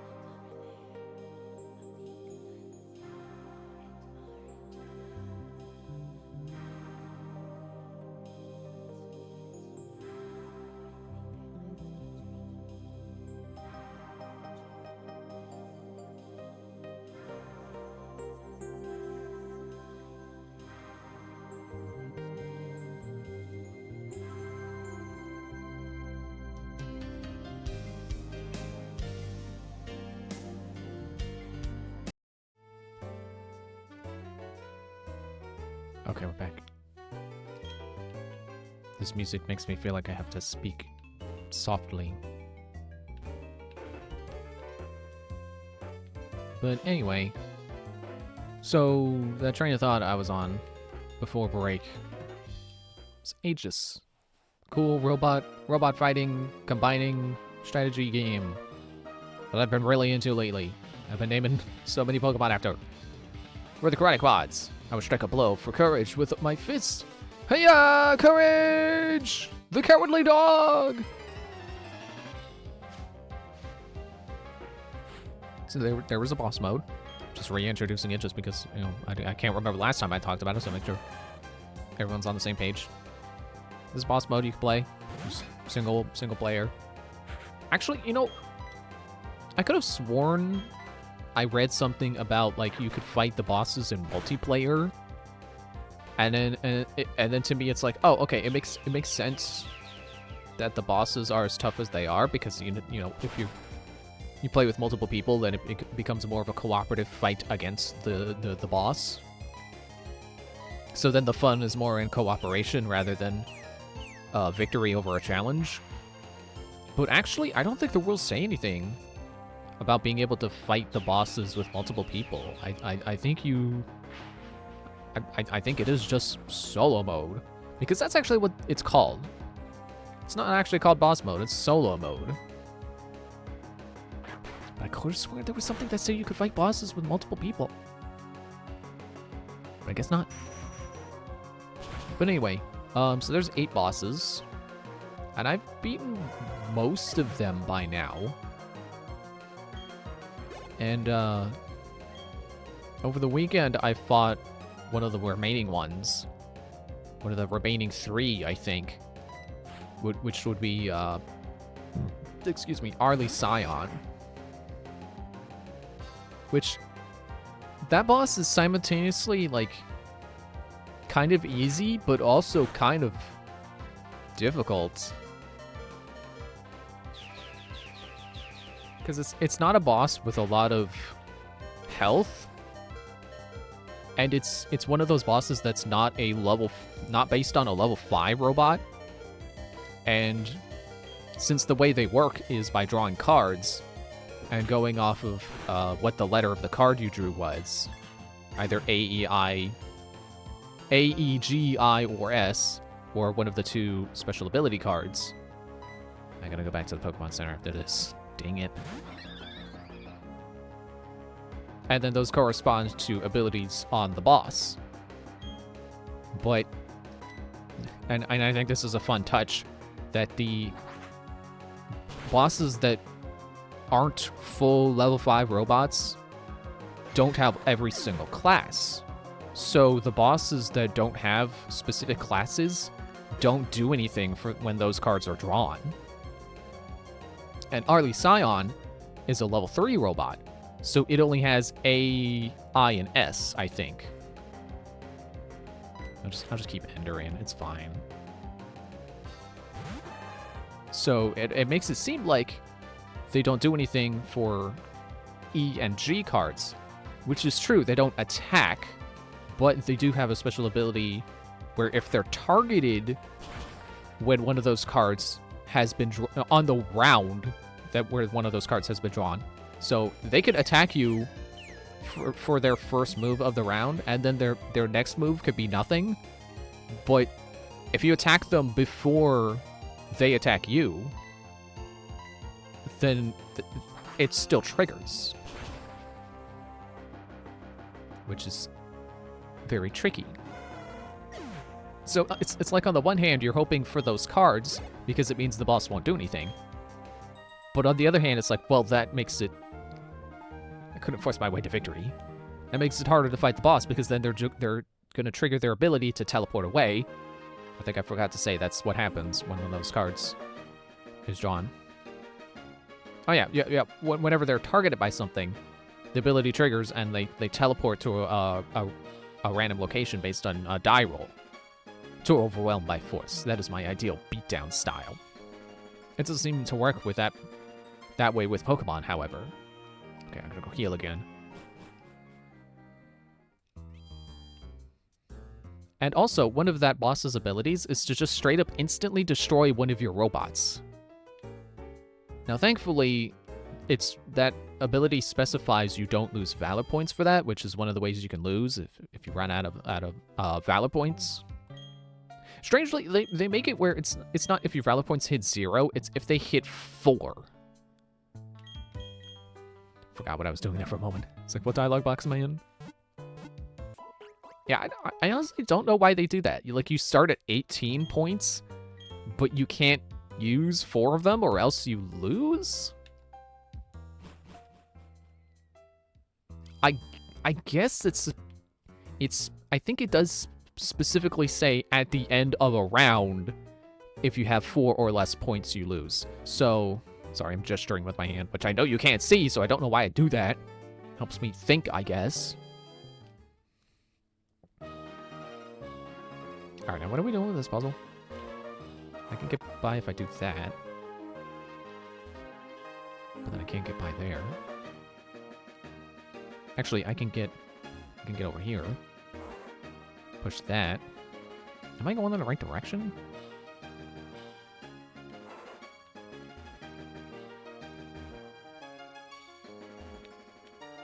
Oh.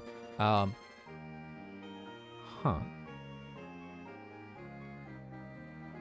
Okay.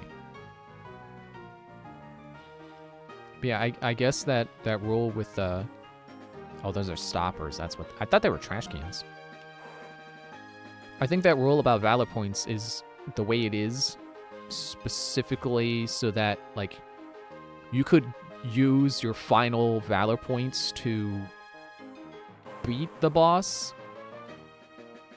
And if you win, like if you kill the boss, then you don't have the Valor point game over. So you're the fourth of the Karate Quads. I will strike a blow for love with my fist. Hiya, love!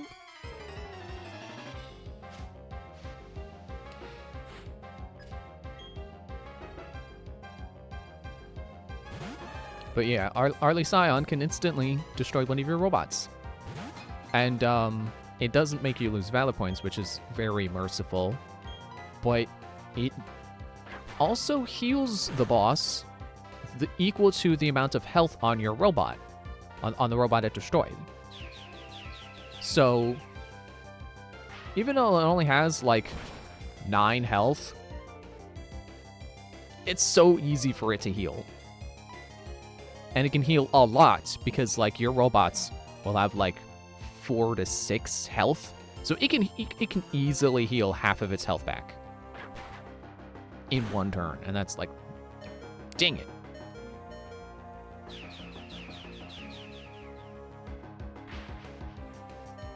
Also sucks that this Machoka's faster than me, because then I can't get it on the next turn. I should pop a potion.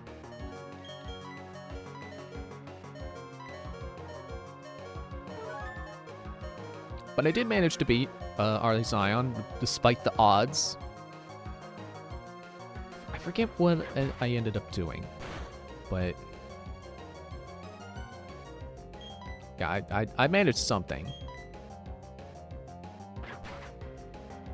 I do remember using one of my special commander abilities to change its dice roll to a 1 when it was trying to teleport away, which meant that it would teleport to a space near my base.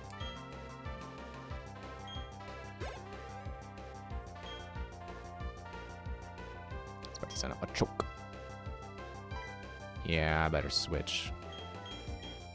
Trying not to let Ender get all the experience, but... excuse me. But I'm also trying not to let Dead Ringer get too hurt, and that's happening anyway.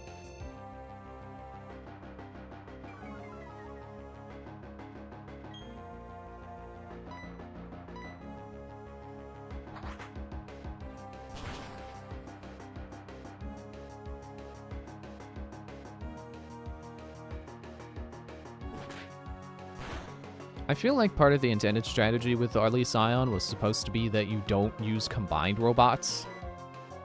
Because, you know, when you combine your robots, then two robots become one, and the more you do that, the less robots you have. So when it pulls out the ability to just instantly destroy one of your robots, like almost your entire team can be gone in one go. Let's learn Slash.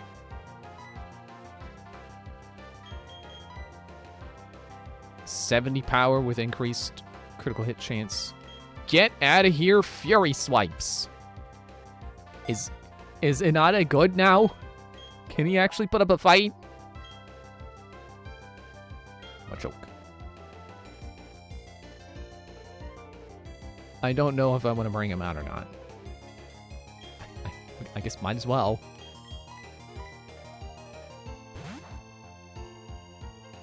Also, when one of your combined robots is destroyed in solo mode, they respawn as all the components, so you have to spend the time combining them again. So, yeah, probably better. I did not mean to hit Smokescreen. I accidentally hit A too many times. Oh well. Yeah, you have to spend the time recombining them, so maybe it is intended that you don't combine your robots against Arlie Scion. Or at least, I don't know, maybe don't combine until you know you have the... Until you know you're not going to get instantly destroyed.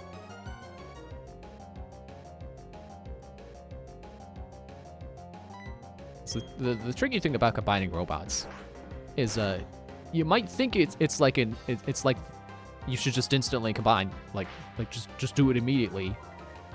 But you don't get that big of as much of a power buff as you might think. Because a lot of the combined robots don't actually do more than like a couple damage per hit, which some of your basic robots, like level 1 robots, could already do. Ah, I crunched.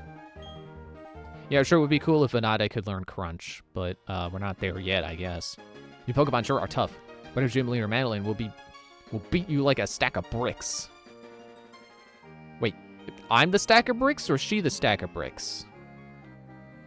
I'm gonna go back to the Pokemon Center again. Oh, no! It's fine. It's just this. Oh wait, actually, I did need. Okay, well let me go heal. I don't know if this spell's gonna reset. So yeah, what I'm thinking is maybe some bosses are better fought with an army of robots rather than one good combine. Certainly felt that way with Arlie Scion. And I tried to find another boss that also has the ability to instantly destroy robots. I think it's robots in line of sight. Which, now that I think about it, why don't I just fight that guy from behind cover? Like, I don't know if he has anything that would hurt me if I hid behind cover. So I just gotta find some of my robots that have the ability to fire from behind cover, and there we go. I had been, for a while, I was using the same team over and over. I kept using Ashla's team because I like her level 3 robot. But I tried to stop relying on that because I feel like maybe that's the easy way to win. And now I'm thinking maybe that is the way I want to beat that other boss. Even if I was just saying maybe I don't want to do the level 3 combine. Oh wait, and then I can get there. Did the puzzle? I think, yeah, the puzzle reset. Okay. Well, I fought everyone other than the gym leader now, so we're fine. Yeah, so the other boss I tried was Elgelion, which I just think is a cool robot in general. And its name does kind of sound like, it does make me think of Evangelion, which I did bring up Elgelion to the creator when I was talking to him at Too Many Games, and he said like, oh, it's coincidence. It wasn't intended to sound like Evangelion.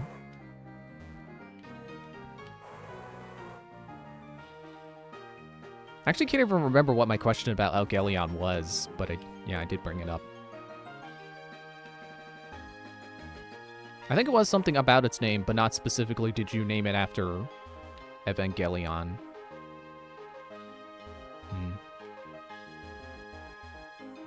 Well, anyway. Hello, I'm pleased to meet you. I'm Maylene, and I'm the gym leader.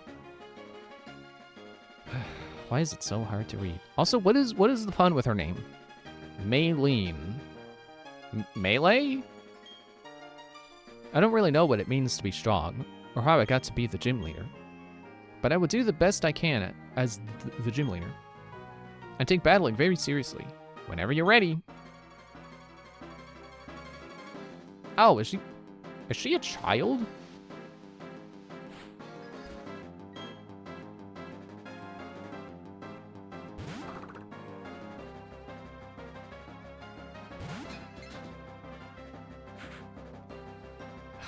I already don't want to be fighting Meditite. I'll switch to Nade. So you're immune to psychic. Just don't spank my skunk. I think Meditite was the one doing that. Okay.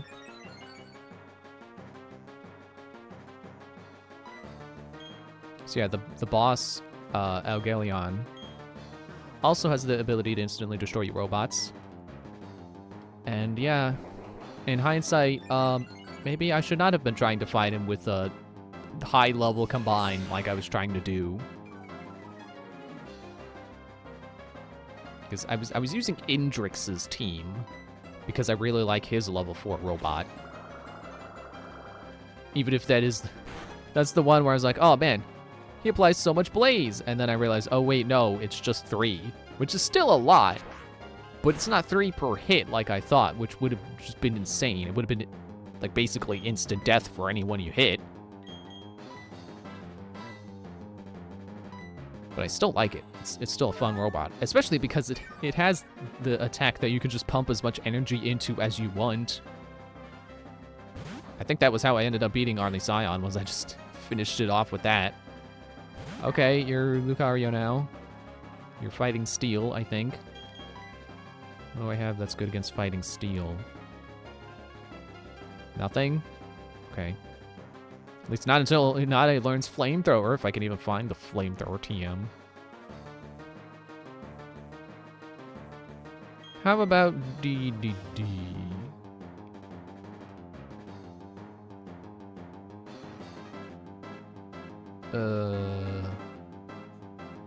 Not that DDD has anything. Well, he's got Peck, but Steel resists flying, I think.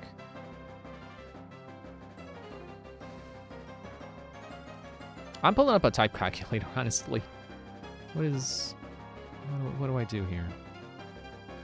What is the play? Fighting Steel. Yeah, fighting ground and fire, which I do not have. Okay,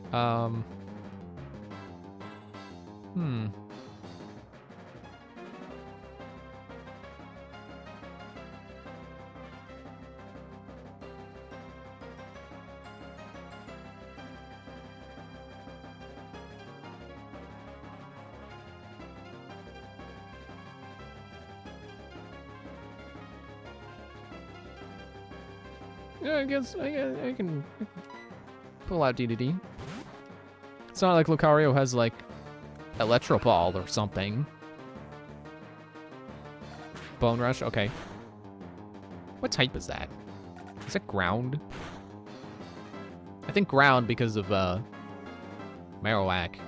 Its bones were ground. Oh, hey. Ground bones. Just knows the pun with that. Ow! Okay, yeah, I guess DDD was the right pick because he resists Steel.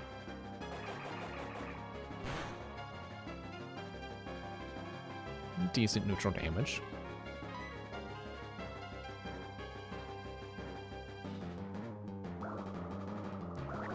Yeah, I've only attempted Algalion once. And, it didn't go too well. I didn't necessarily lose, but it hit a point where I was like, okay, I've only done 2 damage to it when it has like 16 health. and there's only so many rounds you get, because once the AI deck runs out, you lose. Oh, come on.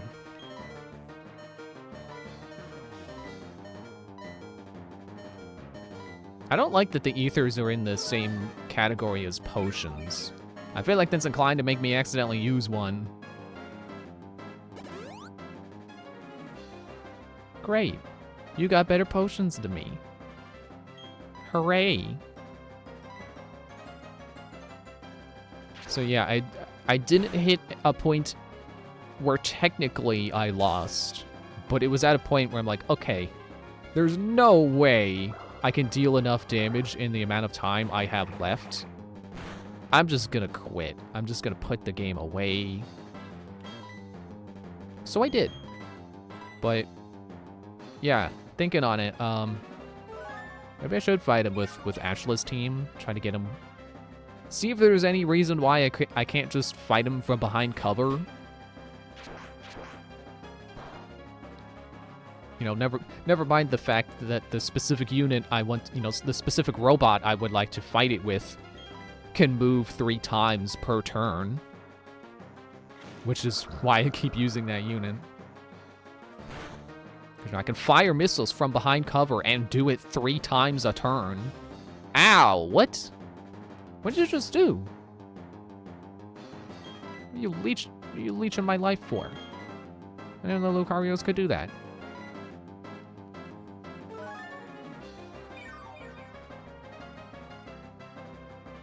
And if I'm not too tired after the stream, I might actually have a rematch against Elgelion. Because I've got Elgelion, and I've got Ender Gasha are the 2. I have 2 bosses left. Can you stop draining my energy, please? Oh, Drain Punch. That's what you were using. Can you stop using it, though? Critical. Oh, screw you. Well, this is making Lucario look like a pretty good Pokemon in my eyes. I almost used one in ZA, but then I just don't like how short it is when you see it in 3D, standing next to your trainer. It's like, why are you shorter than me? You're an evolved Pokemon. You should be taller. You should be tall and imposing, because you're fighting steel. You should look tall and imposing.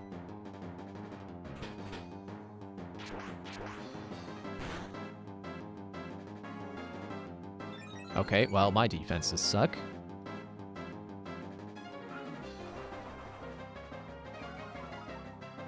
I also just noticed no level discrepancy. I'll just keep doing smokescreen. The attack of foes Lucario missed. Also, I have Aftermath, so I can afford to be knocked out. Inade can... Sorry, Inade, but it's true. Your ability specifically makes you okay to knock out. Or okay for me to let you get knocked out. I'm just gonna keep doing smokescreen shenanigans. Oh, there it is.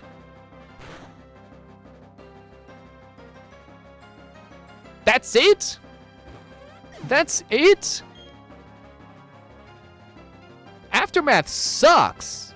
I would have much rather had Stench.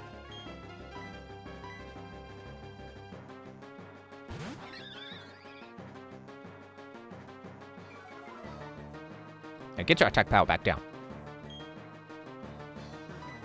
Also, I can double team. Hee hee. Okay, well. How about... Oh. Normal flying. Same type of attack bonus from normal moves is nice, but was it really worth having neutral damage to fighting moves? All the smokescreen and 1 agility, and you still hit me?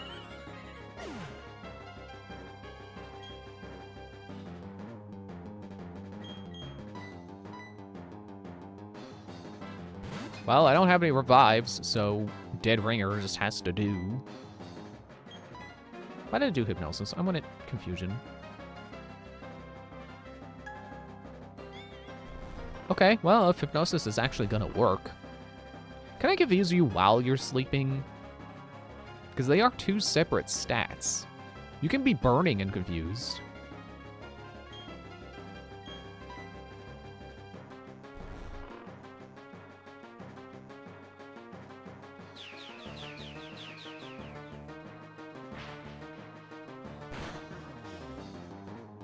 Oh, you've got to be kidding me! Of course you woke up on turn 2.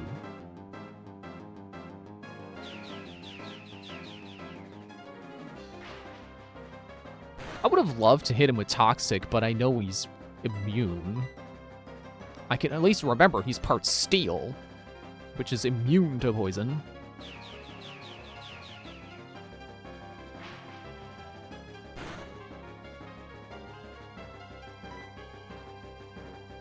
Should I go for another Confuse Ray or Hypnosis or something? I think I should.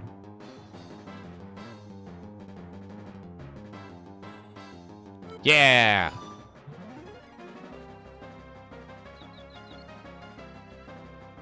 I still think those ducks should be Psyducks. I think that would be funny. The attack of the foes Lucario missed.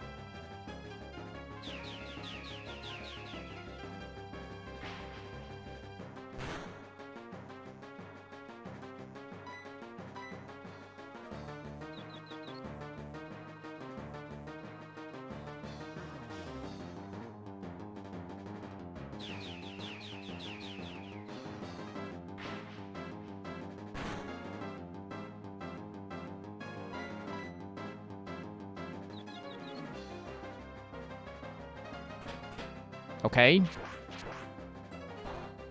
least it's the one I resist. And you didn't get the attack up.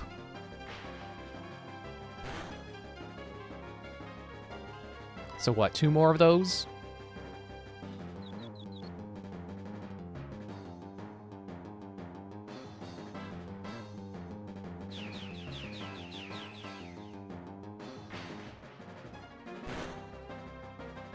Now, how is it that he couldn't hit Dead Ringer, but he could hit Evading Ender? He could hit Ender after a double team. Can't hit Dead Ringer after additional... Or after no additional accuracy changes or evasion changes.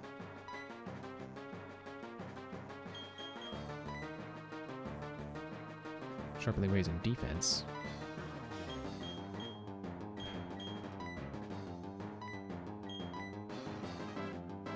This is 100% accurate? I will place Hypnosis then. It's nice when the opponent just does nothing at all, but I swear my track record with Sleep is that it lasts 1 turn, and that's it.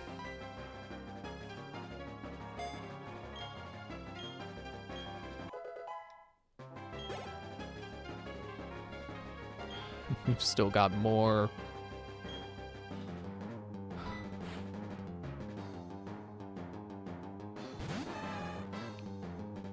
Wait, was that her first Pokemon? Am I...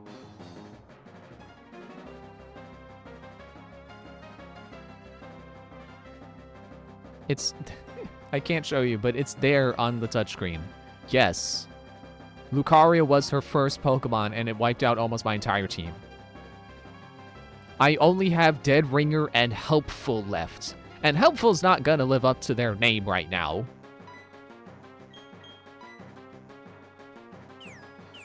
Okay, that's fine. I'm gonna go for the defense up. Because you are definitely gonna hit me because Inade wasn't out here smoke screening you. I'm gonna go for another stack. Rock Tomb. I resist that, I think. Okay, good. I guess that's fine. I'm already slower than everything, basically. Hit you with the Confuse Ray. Now that I know it's 100% accurate. I knew that existed, I just didn't realize Dead Ringer had it.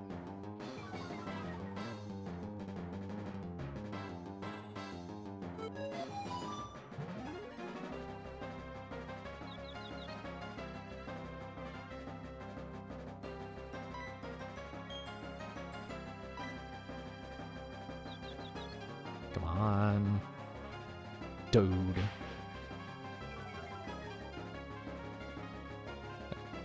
Alright, if you want to spend a couple turns doing that, I'll just do Iron Defense every other turn.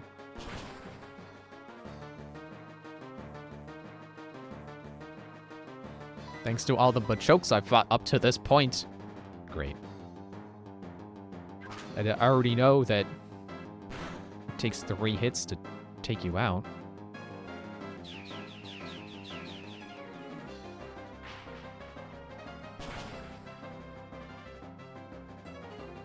Oh, I was hoping that was going to be critical. Okay. No ifs, ands, or buts about it. We gotta heal.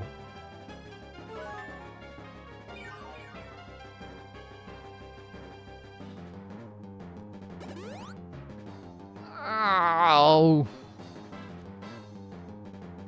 I always think they're out of potions.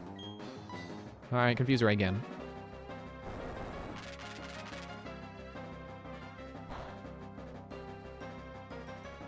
I am perfectly okay with you spamming Rock Tomb.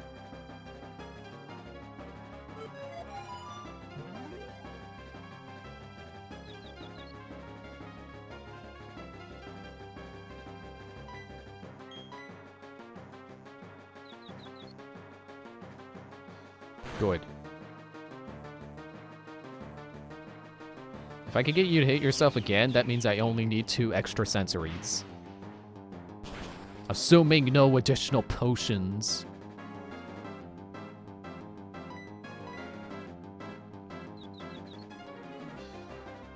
Thank you.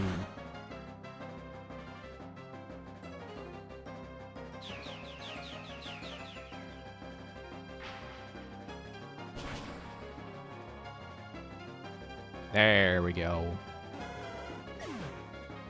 Now, what could she possibly have saved for last? If she started with a level 30 Lucario. Meditite. Well, I sure would like Ender to be alive right now. Oh, yeah! Oh, but this is the end, my friend. I forgot she started with Meditite and then did something and it switched out.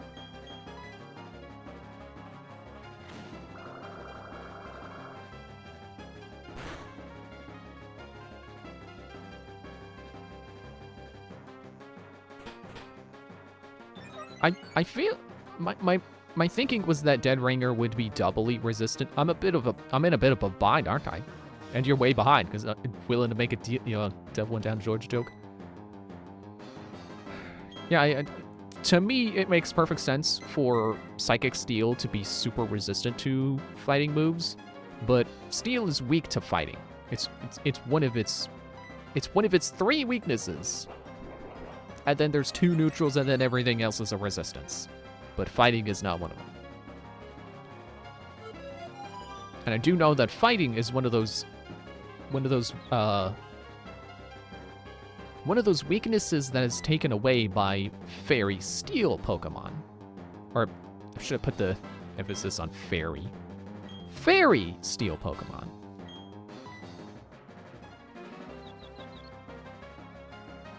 Thank you. Oh, that was a lot of damage. Right, because it meditated.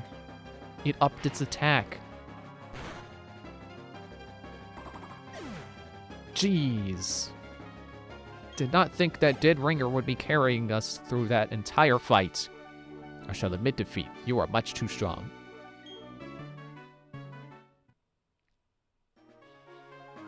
Okay, you win. That was a tough loss. I learned a lot from it. Please, accept this gym badge.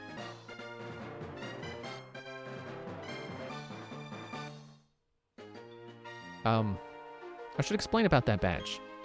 If you have that official Pokemon League badge, you can use the hidden move Fly outside of battle. Oh, my brother was right. You get fly after the fighting gym in this game. I thought he was just thinking of gold. Oh, and please take this as well. I don't have fly yet, though. I can use it, but I don't have it yet. I mean, I guess the old games did do that as well. I can change Drain Punch. That move inflicts damage, and it robs the target's HP. What's HP? This is Pokemon. My Pokemon has energy and vigor and stuff. It doesn't have HP. Hey, Dawn, listen, I need your help. I've dropped my Pokedex by accident, and Team Galactic found it. Now they won't give it back. Please, I need you to help me. I'll be waiting in front of the warehouses. Please come. Where did he go?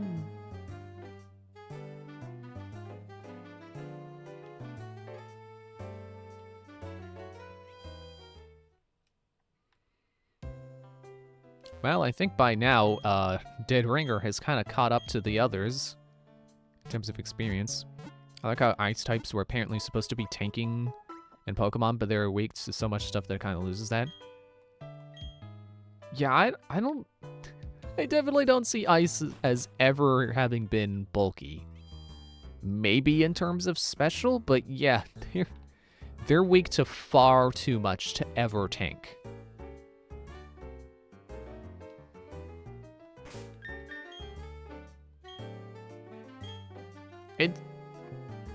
I wonder just how many things the Pokemon team have tried to design and then kind of incidentally done the opposite. Because, like Hitmonchan, you know, it's like, oh, he's the puncher guy. He knows all the punches. But then his special stat is terrible, so he can't even actually achieve the goal that they designed him for. I wonder how many times they've done that. Ice, if they originally intended Ice to be tanky Pokemon, then that is apparently another one of those things that they got completely backwards, and I don't understand how. Hey, Don, listen, I need your help. I dropped that Pokemon. Another phone, give it back, please. I need your help. Yes. You and your Pokemon together, with me and my Pokemon. Our teams are not going to lose. Not with the way we work together. I'm not letting those criminals get away with this.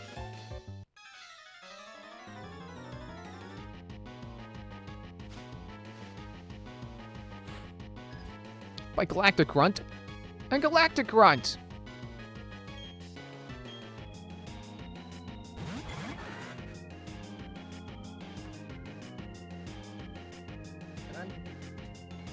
Also being challenged by my fan's remote. There we go. I was pressing the power button and didn't want to turn on. Yeah, I think, well, Beautifly might not be part poison, but I think Dustox is.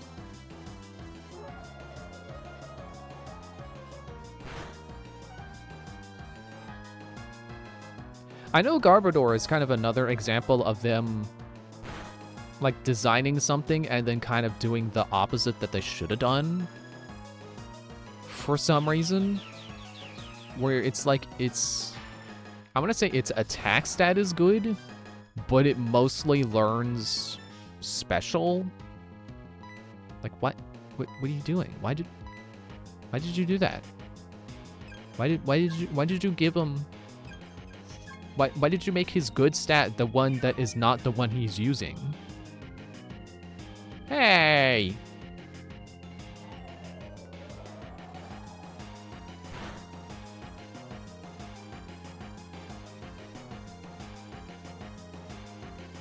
Good effort, Clefairy.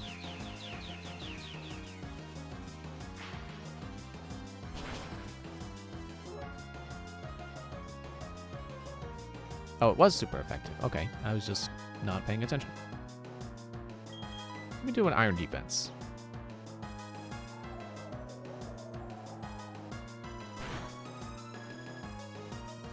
I don't know why you're so focused on Clefairy.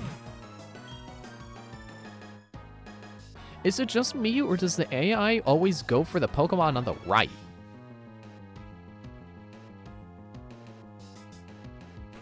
Oh, that was before I did Iron Defense. Right. Monferno, yeah. Burn the bugs. Kill him with fire, apparently. probably why bug is weak to fire, but not electric. You mean to tell me you couldn't make them weak to electric too? It's not like they're afraid of making types weak to too many things, because grass certainly is. Ice certainly is.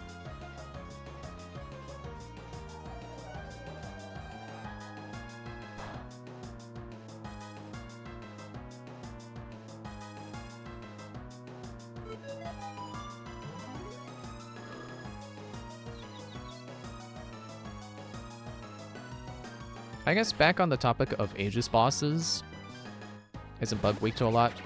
Not really. Fire, flying, and rock. I know those three for sure. Where's my type chart?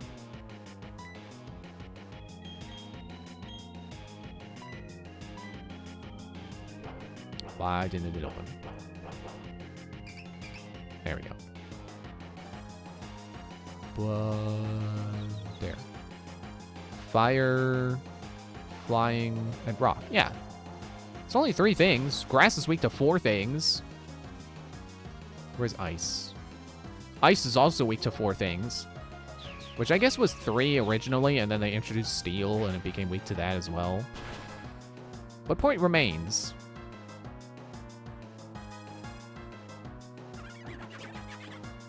Yeah, so back on the topic of Aegis bosses. The other boss that I haven't fought yet, I've used the the playable version of that boss before. So I kind of already know what to expect with it a little bit. It likes to summon drones. I can't remember which kind of drones, but maybe it's both. Yeah, there you go, Monferno.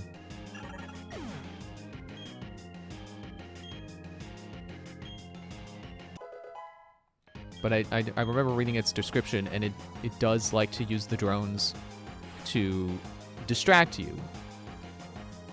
So I think it's supposed to summon SAR drones, which are the attack type ones. Oh shoot, you're... Alright, I don't confuse you. You're immune to psychic. But to me, it would make more sense if the boss summoned GAN drones, which are the defense ones, where they force you to target them.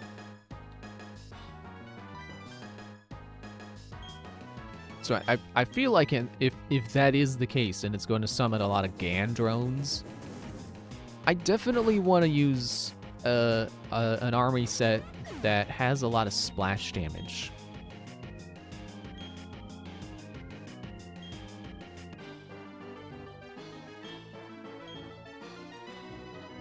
Done in by 2 kids? This isn't right.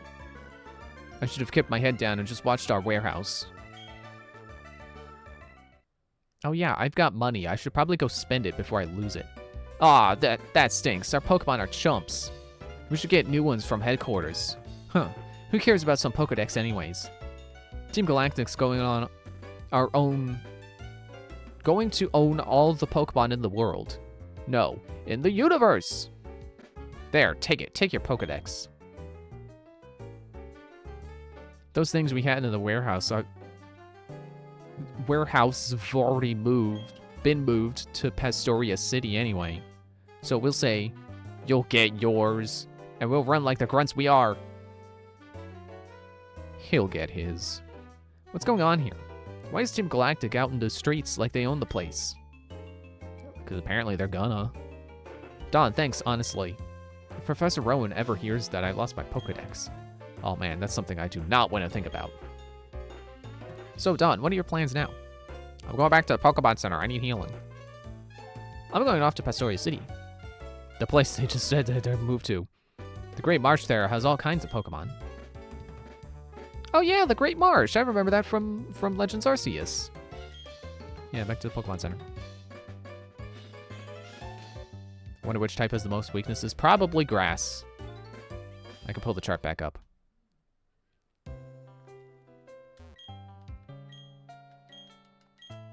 Really gotta scratch my ear. Couldn't do that while clicking through Nurse Joy's dialogue.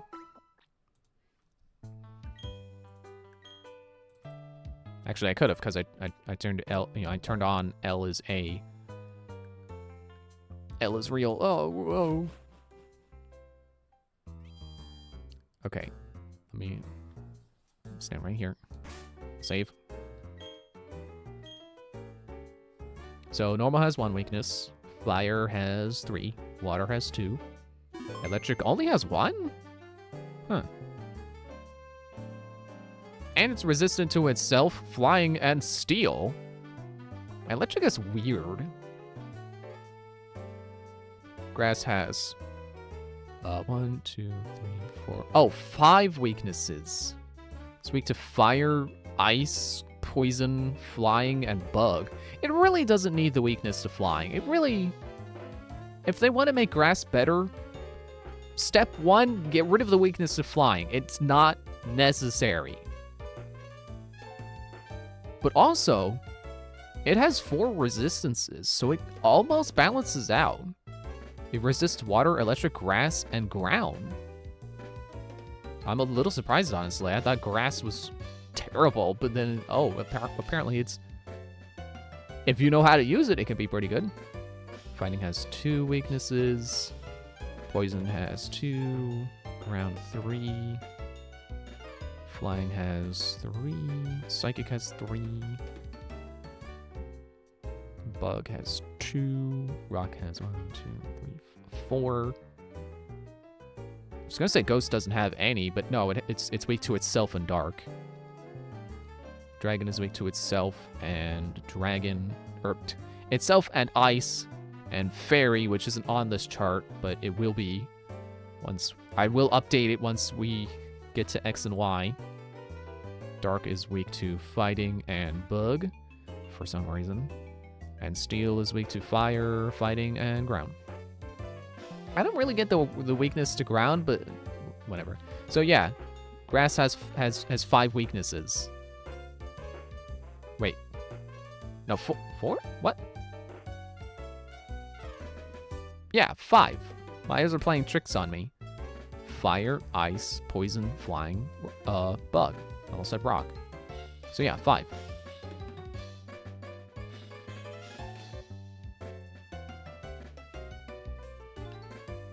Alright, back on.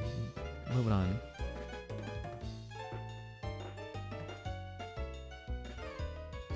Guess I ought to poke my head into the warehouse. Whoa, whoa, whoa! What have we here? You are so not Team Galactic. And you're a little kid to boot. Those things we made with the energy we took from the Valley Windworks are already in Pastoria City. Huh? That's not what this is about? I don't know. Fly!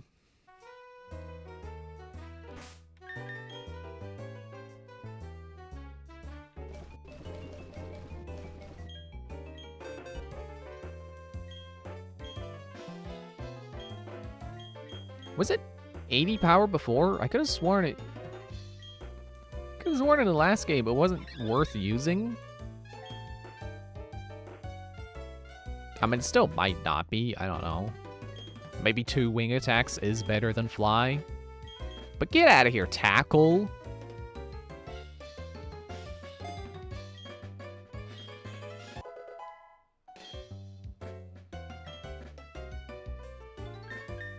I also should rearrange movesets a little bit.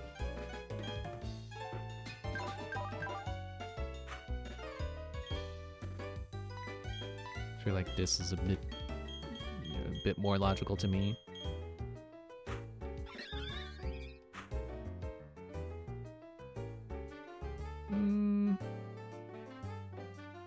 This can stay how it is.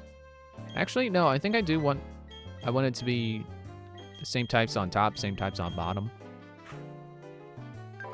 Nope, wrong tab. Oh yeah, I forgot contests are still a thing.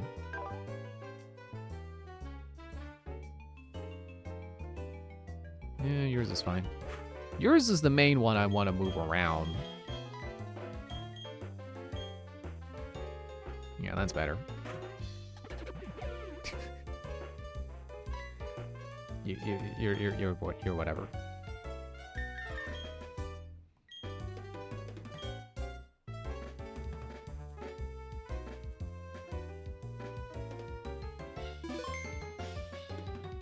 I think there was something I wanted to fly back to one of the towns to do.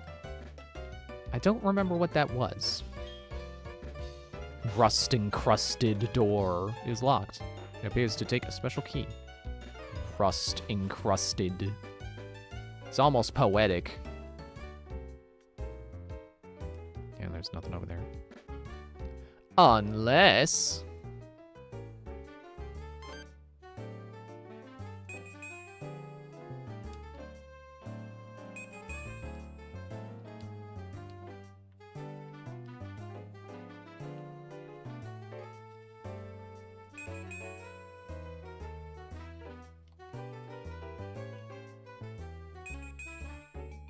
I like that there's an animation for that.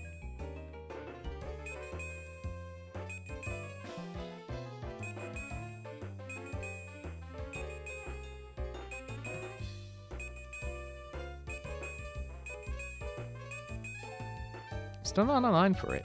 What? Alright, whatever.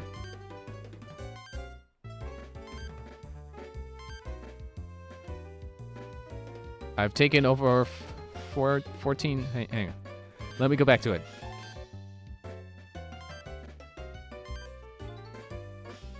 $1,400 steps since I last reset the counter. Also, I like that the Pikachu on the clock face looks like the shocked Pikachu meme. So every time I flick through that, I'm just gonna think of the shocked Pikachu meme. It's like, it's 10:07. Shocked Pikachu face.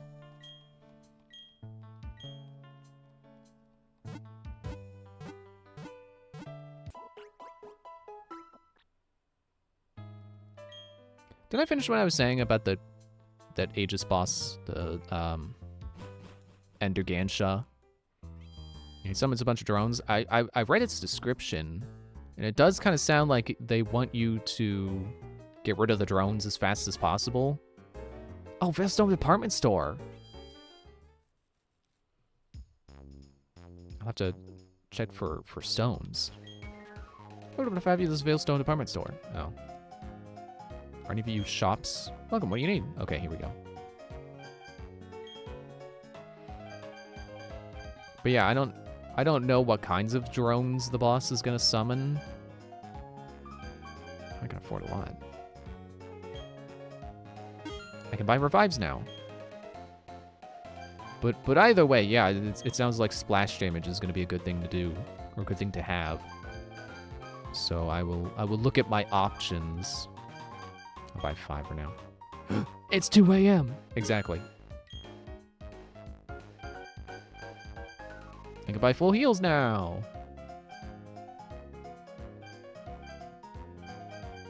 I feel like I shouldn't spend all of my money just in case. Also, right, I forgot I did want to look for a Dawnstone. I don't think I can afford it now, but I can fly now. I can come back.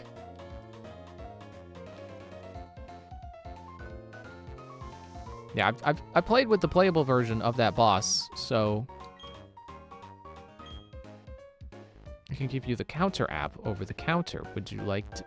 No, not really. Don't make it harder to flick through my Poketch. Okay. Yeah, I'm pretty sure that boss summoned SAR drones, or as a playable version anyway. Which I would honestly accept that over the GAN drones, because the SAR drones are S-class. You know, go figure. Their name starts with an S. May I help you with anything? What's recommended? No thanks. So, you know, if it summons SAR drones, then theoretically that should mean its minions can only attack if it draws an S card. So the drones probably won't be a problem. May also leave the target with a burn. I don't know if this is flamethrower or fire burst. You have a Versus Seeker, you could always grind money back that way. That still requires me to like search. I have to visit routes and then be like, okay, is anyone here want to fight? Like it sounds helpful, but to me it isn't. You know, it's not as helpful as it could be, in my opinion. I really want a just open up the map and then hit a button and it's like, here, here, and here. And then that's my Versus Seeker. Just go here, go here, go here. These are the specific people on these in these specific places. Because I know that what was this town again? Veilstone? Trying to look up the department store's contents. Yeah, there we go.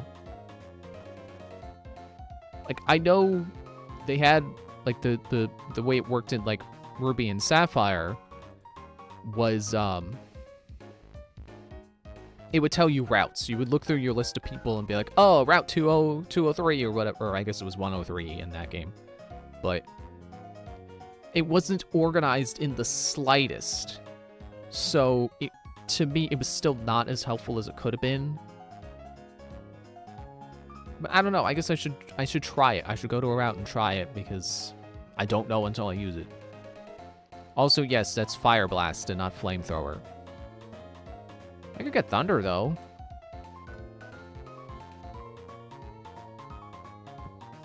Oh, it's the not accurate one. Okay.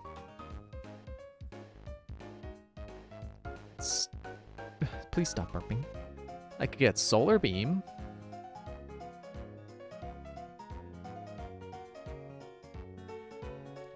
Natural Gift, False Swipe, Reflect, Flash, Light Screen, Safeguard, Protect. Also, I never looked up.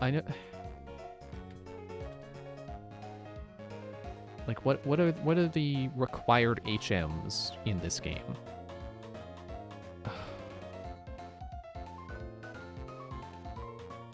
I don't remember what page okay. 6 HMs are required from completing the games. Cut, Surf Strength, Rock Smash, Waterfall, and Rock Climb. So I will need my water Pokemon. I forgot that's DDD. I will need someone for Waterfall. DDD can learn Surf, hopefully. But I don't know if I want to clog up his moveset with a second water move. If he can even learn Waterfall.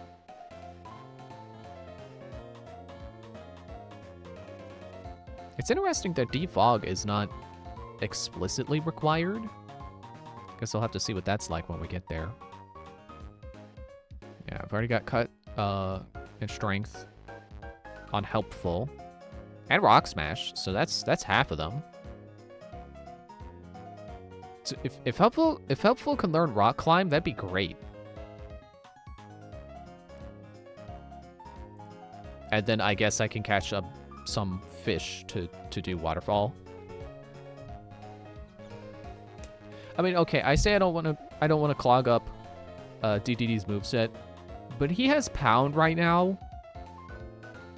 Waterfall is probably better than Pound. Just a hunch.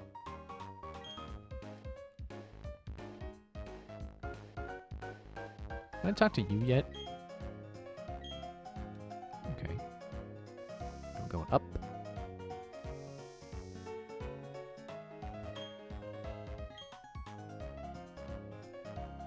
I could buy a TV!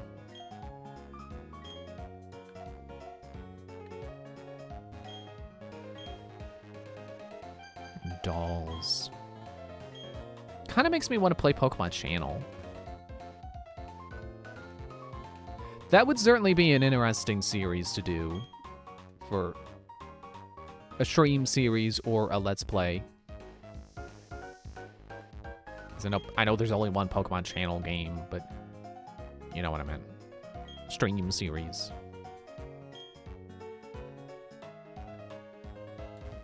What are we waiting in line for? Two buff guys standing side by side, that's all. What? What's the problem? Well, what are you waiting in line for? Ah, young Pokemon trainer. As your senior in life, let me make a gift of this sticky barb. That sticky barb is a hold item. If the Pokemon holding it is hit, the sticky barb sticks to the foe and inflicts damage. I've shopped here loyally for years. Now they consider me a regular. Ha! Yeah, that'll happen. Oh, I can't go up to the roof and jump off. Oh. Still have not figured out what game that was that I'm thinking of. Oh, and thank you for shopping with us tonight. First floor.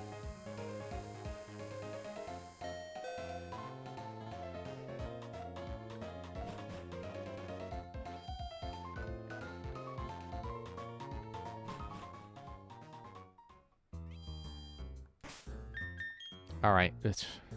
Why do I keep going into the bag? I keep going to the bag to try to. Actually, wait. Helpful doesn't know Rock Smash. I just realized. Wait, yeah. Rock Smash and Cut. What? Strength. That's the one I don't have yet. Anyway, Fly. I think what I wanted to do was what town was that? Orberg. I could have a burger in Orberg.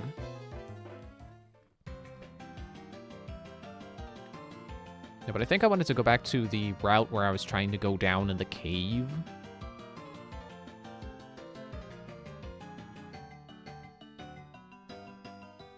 It just hit me that, yes, I can buy Flash now. Maybe I should do that. All right, let me make a little bit of money first.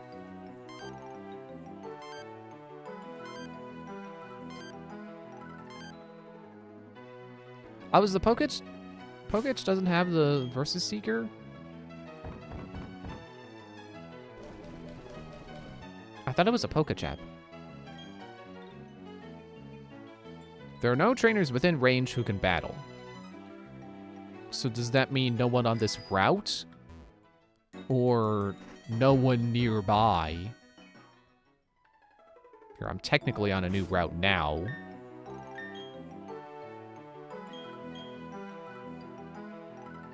No trainers. Yeah, I don't like the Versus Seeker. It's not as helpful as it should be.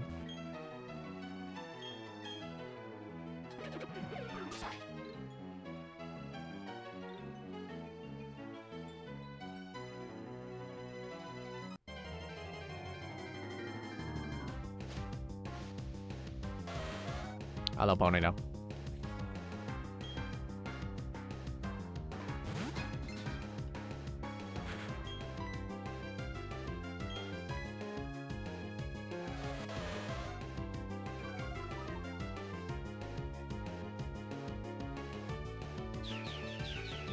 Sorry, I'm yawning.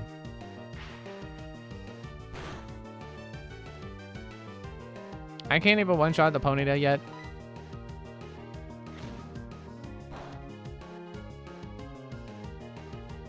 So what I can do is I can go back to the department store and buy a Flash TM so I can actually see where I'm going in the cave.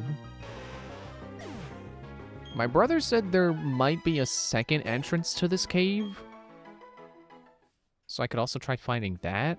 But I think I do want to go buy Flash first, and assuming that Bidoof can learn it.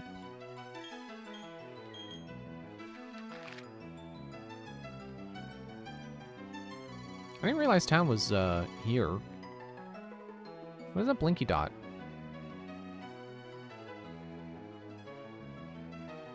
I don't understand what that means.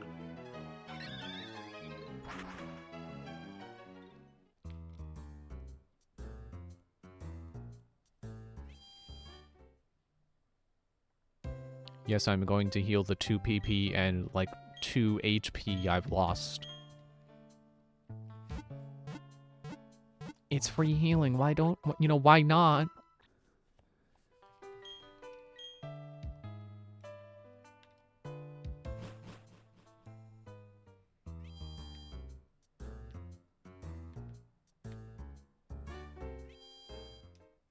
I kind of like how the department store is just here. And they don't point it out to you. You just have to find it.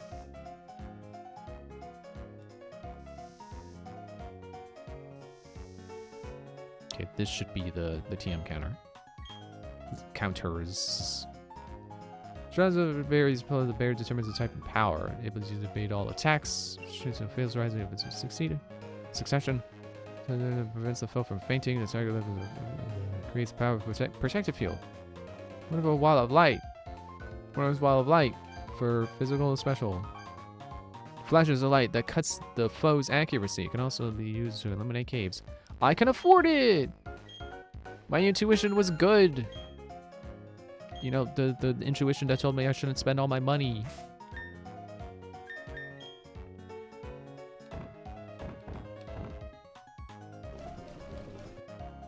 I had a flash already? Since when? Well, at least now I don't have to feel bad about if I end up deleting this. I'm not putting that on Ender, or I'm not putting that on Dead Ringer.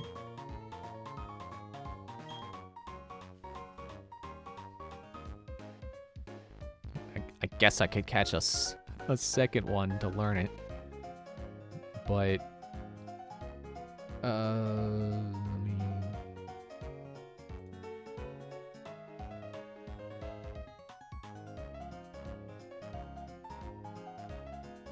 Barn set by TMHM.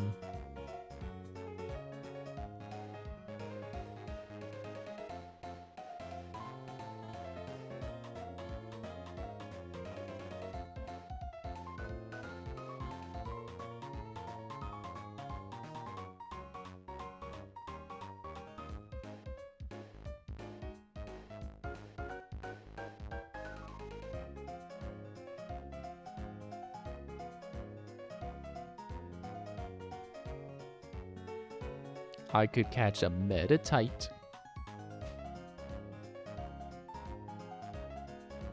Rosalia could learn it.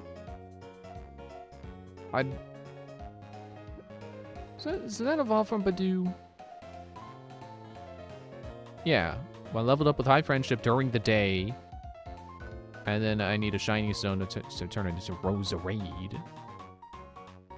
Honestly, I don't like Roserade's design as much as I like Rosalia. It's kind of a downgrade, if you ask me.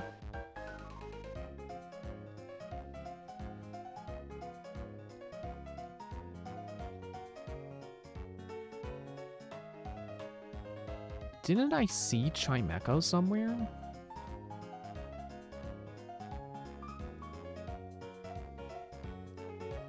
Kricketune, Shinx. Badoo! I could just get Badoo out! I could just get Boom Bloom.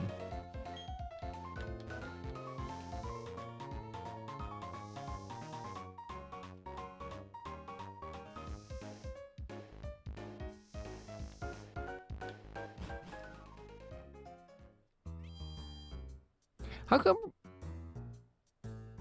Well, I guess I know the answer. It's like how come Roselia, or which was it? Roserade? Roselia showed up in the Pokedex before Badoo and Roserade. I have to assume that's because they invented that one first, and then they added Badoo and Roserade later. I did not mean to heal. That is not what I came in here for.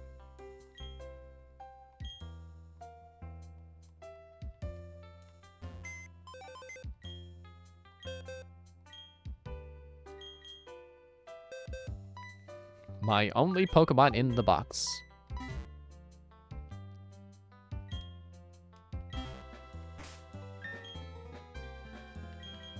Oops, that's... You would think I would know these menus by now.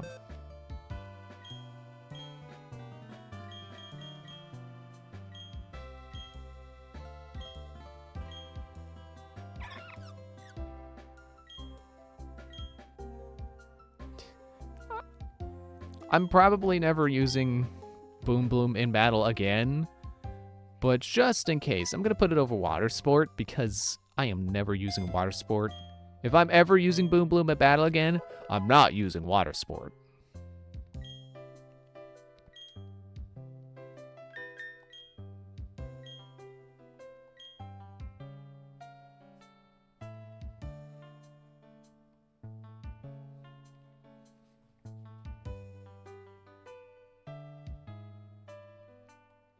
Just heard a loud dial tone, but I think that was my younger brother walking through the hall with his phone, dialing his girlfriend again, probably, because he sure likes walking around with his phone on max volume speakerphone when talking to her.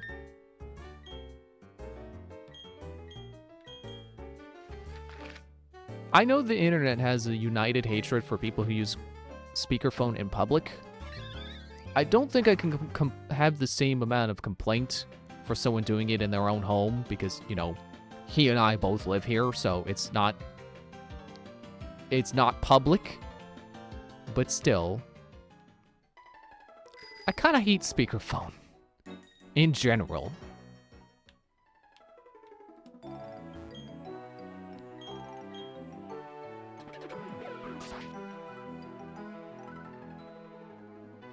You know, I don't know if I'm supposed to be coming to this cave yet. I'm pretty sure there's supposed to be someone I'm helping get out of the cave. I don't know if I'm supposed to be helping them yet.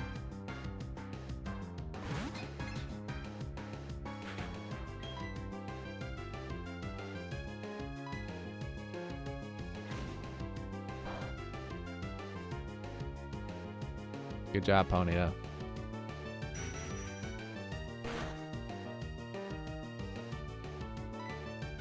Okay, wow, that was not very good.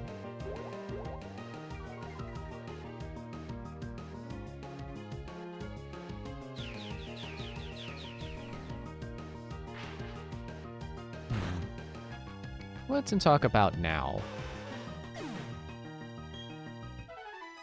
I kind of want to keep talking about Aegis, but I think I've already really said all I have to say about the two bosses I haven't beat yet. I keep thinking the trees are shaking.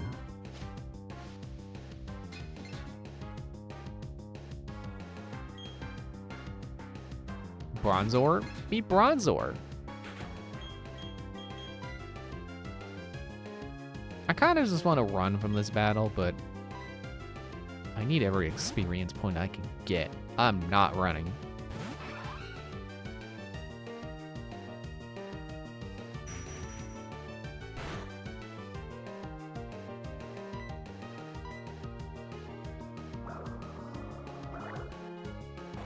You know, since I have been recording playing Five Nights at Freddy's to do as YouTube videos, I probably should just do Security Breach as a Let's Play then.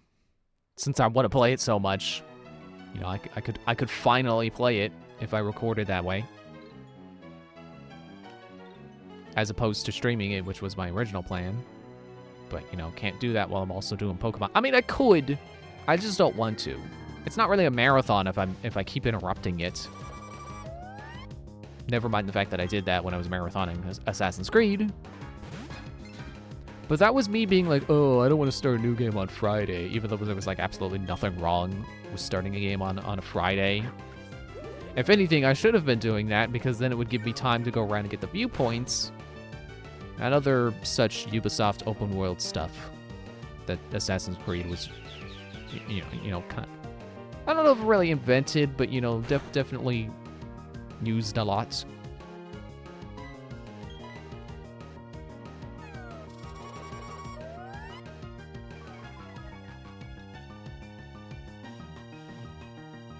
Which I guess there's a topic. Assassin's Creed. Definitely looking forward to whenever they make a new one. And I mean a new one, not the Black Flag remake. I don't want a Black Flag remake. They cut the modern day stuff. They cut out the only bit of good characterization Desmond ever got.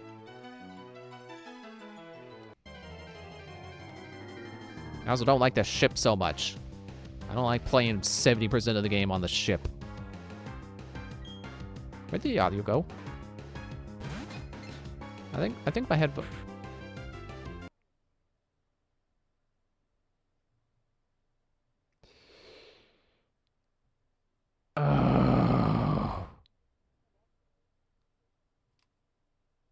My headphones disconnected, which causes the audio source for the capture to change, which makes it crash.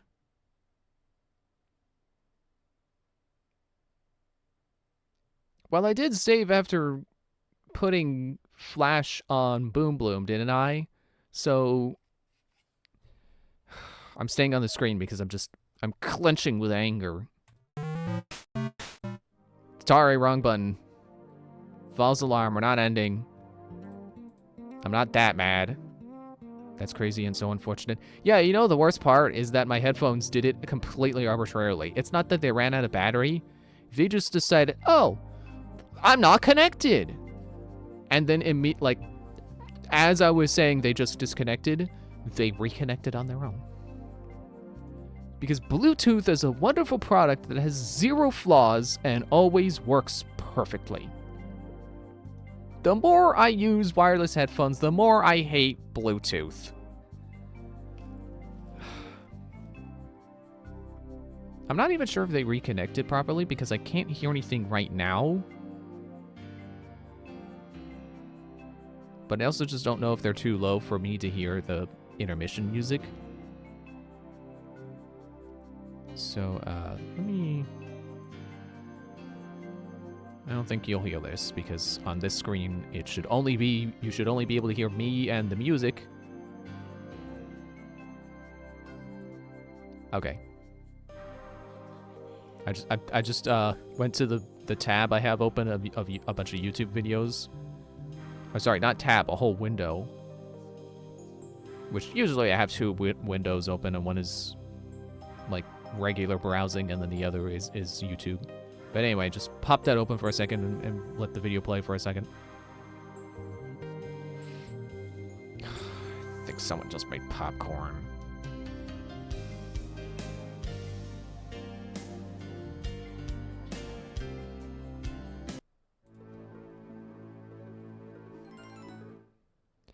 But yeah, I guess it's better that my headphones did that when they did and not in the middle of me saving. As we've learned, if you turn off the power while you're saving, your save is gone completely. So let's avoid having that happen again. What was I even saying while that was happening? Or while I was over there. I remember talking about speakerphone. I hate speakerphone. Change the subject.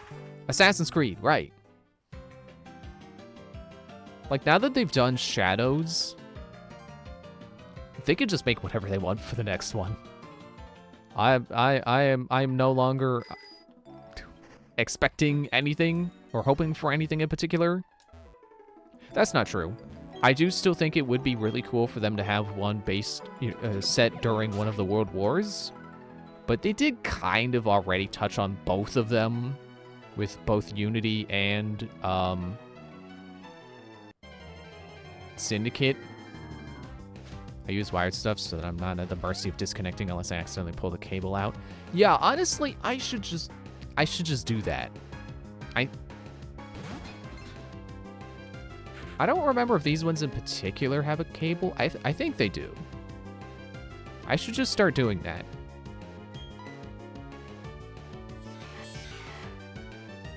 You know, for the exact same reason, not being at the mercy of Bluetooth being stupid. Oh, right, you're immune. Oh, poison. I'll get him with the psychic move.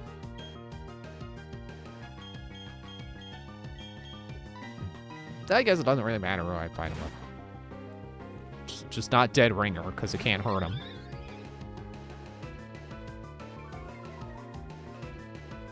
Yeah, I still think it would be cool if they made an Assassin's Creed that was a first-person... You know, it could be a spin-off. Make an Assassin's Creed that's a first-person shooter.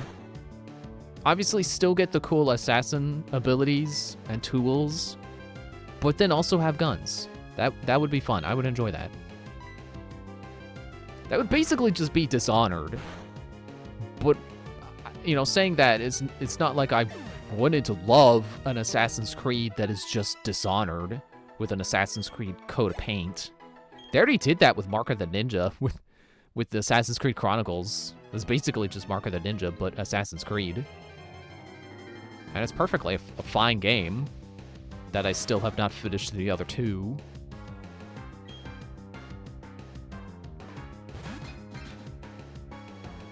you know, I really just gotta beat those.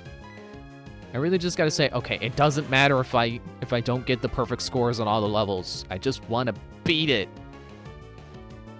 I think they do tie unlocks to score, but like, beating it without all the tools is better than not beating it at all. And I think they'll give you all the good stuff right away anyway, so... Or not right away, but, you know, through the course of the game. You'll get important tools as you need them. And then anything else is just upgrades. That's how I should think of it.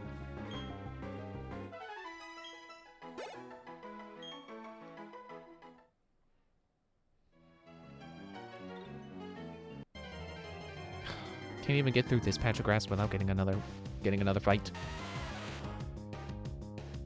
At least you're not gonna self-destruct on me. You're too early in the game to do that, right?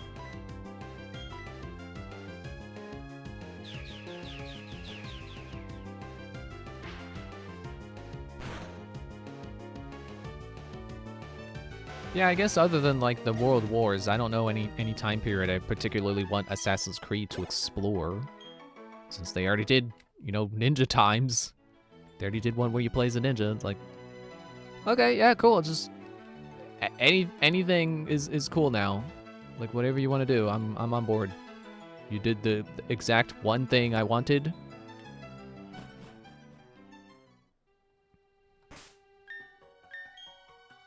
I also still think it was extremely wasted potential the way they handled the story of the first Hidden Blade.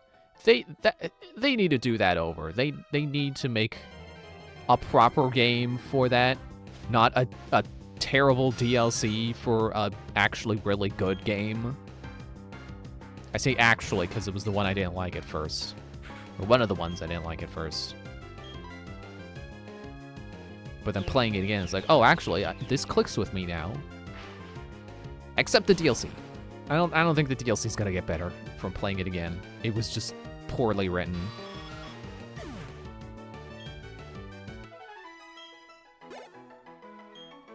And like, you don't even need to be an Assassin's Creed fan to understand how poorly written it was, because why would you make a DLC called Legacy of the, like, it was something like Legacy of the Hidden Blade, and it doesn't even focus on the Hidden Blade? It was like, sure, the guy who had the first Hidden Blade showed up. He's not even the main focus. You don't play as him. You don't get your own Hidden Blade. He doesn't even talk about the Hidden Blade. He just has one, and that's it. It's such wasted potential. It's so much of a waste, the way they handled that. Instead, the DLC is way more interested in giving your protagonist a love interest and then a child, and way more interested focusing on that than the actual title of the DLC.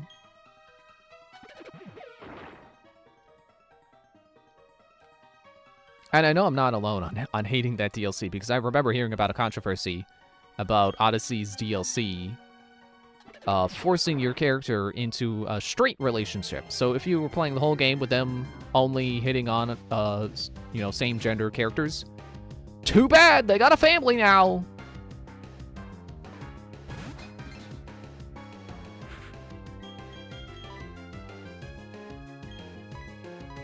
Which is just another way that DLC is just bad.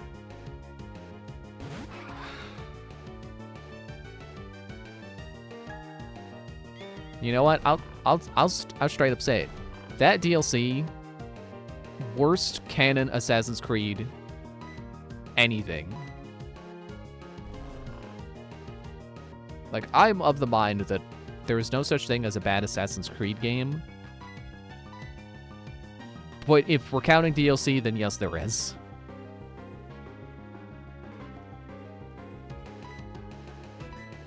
Come on, wake up. Grudge, put a little makeup.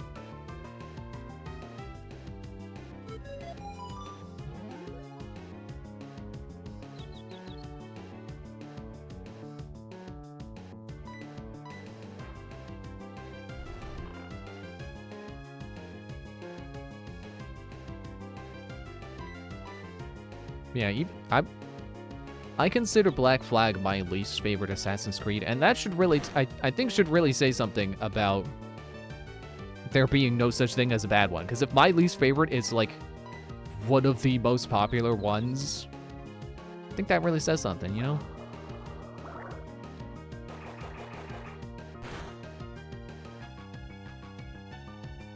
But like I said, I don't like playing on the ship for 70% of the game. It's got a good story, I just don't like being on the ship the whole time. There's not enough assassin in Assassin's Creed Black Flag. Stop putting me to sleep.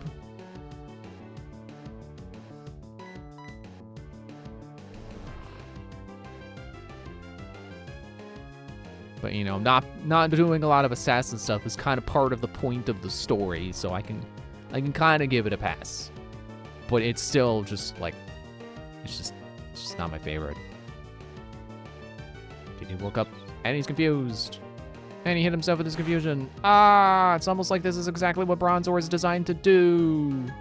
Put you to sleep, and then you wake up, and then you hit yourself, and then you go back to sleep.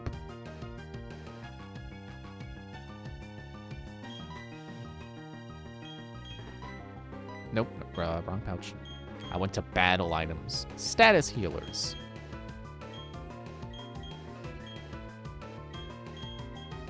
How do I turn pages? I have to hit the down button with my cursor rather than just scroll. Okay, whatever.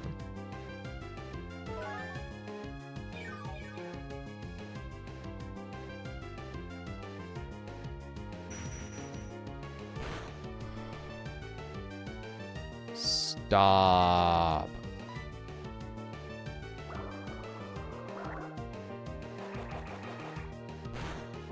Yeah, it shouldn't be any secret to anyone who's been following me for a while. Like, I even like Unity. I like Assassin's Creed Unity. That's considered one of the worst ones, but I thought it was actually pretty good. It was surprisingly good. It was definitely buggy at launch. I know that much. I didn't play it at launch, but I know it's buggy. I saw the bugs. Heard people talk about it. Okay, this is a dead end. You know what? Let me switch to someone who could... Well, I was going to say easily handle the Pokemon in here. Not really an answer to that, I guess. Yeah, I thought Unity actually introduced some pretty cool ideas. The upgrade in the gameplay engine and the graphics genuinely really surprised me. It was such a leap. You know, leap upwards. I don't know if people talk about leap, you know, a leap as a bad thing. I guess when jumping to conclusions, I guess that's a bad thing.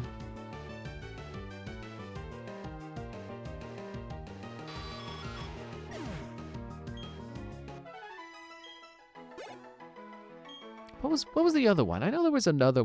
I think there was another one that people consider not very good.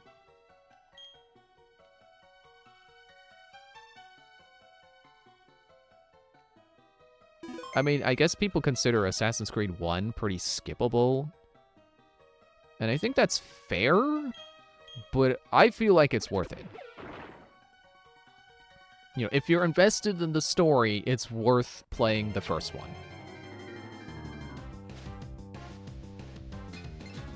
And it'll especially make Assassin's Creed 2 look even better by comparison, once you know the game that came before it, and how much clunkier it was. Do I really want to fight you again? I guess Anata is not going to be immune to confusion or sleep. Wait. Hypnosis is psychic, right? Will Inade be immune to it because he's immune to psychic? Well, there's Confuse Ray.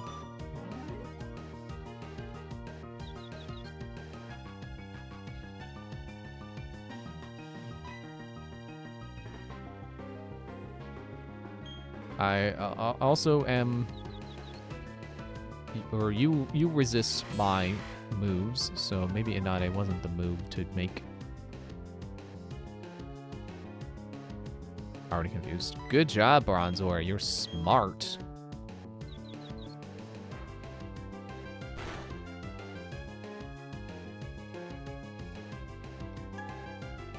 Great. Non-immune. That's good to know. I'll keep that in mind.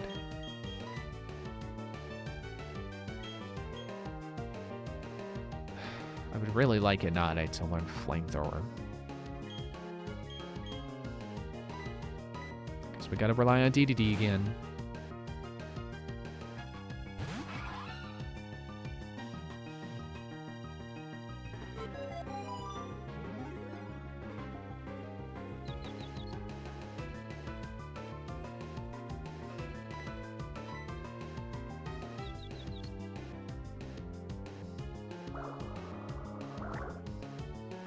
What, 2 hits with Bubble Beam? Never mind.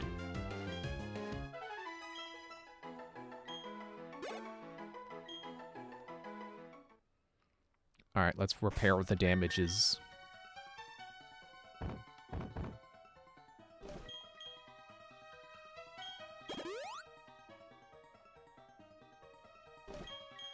I don't need to be hanging on to these potions anymore.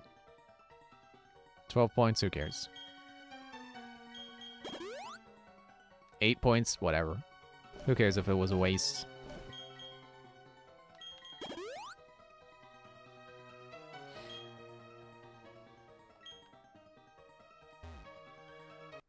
I know there's a bunch of Assassin's Creeds on the DS I haven't played yet. Well, I say a bunch. I think there's like 2. I would like to get around to those at some point. I want to be able to say I've beaten every Assassin's Creed game. And I would especially like to be able to say that every Assassin's Creed game is good. Although I think technically apps count as games, so I technically won't be able to say I've beaten every Assassin's Creed game, even if I did that, because how the heck am I going to beat an app that is specifically designed to not be beatable because they want you to keep playing it and spending money on it? I'm looking at you, Chronicles! I think that's what it was called.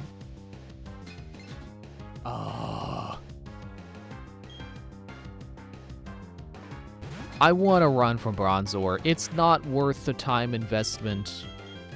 I'm just gonna... It's not worth it.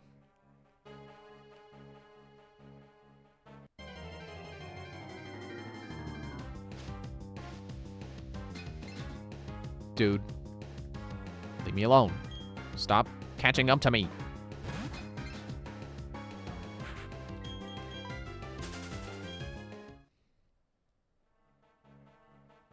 Oh, wait, I think I came through there.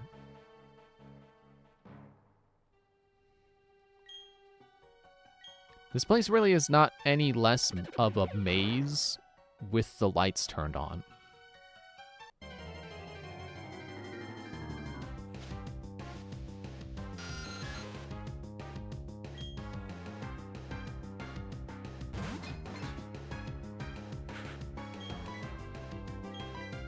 For some reason, the layout of this place just reminded me of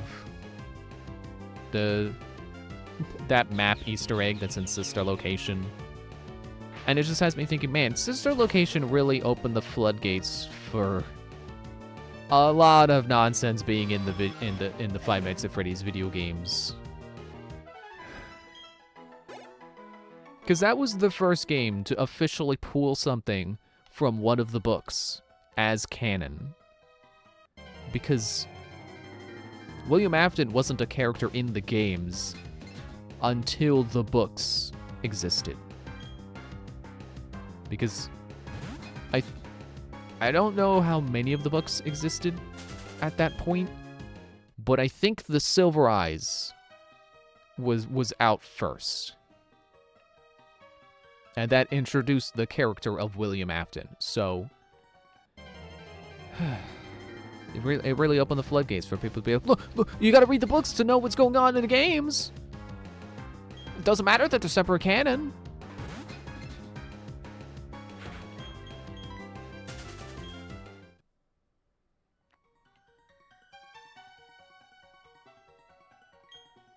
And, you know, never mind all the stuff I was mentioning before about, you know, the sound illusion discs, which comes from the same trilogy that introduced William Afton.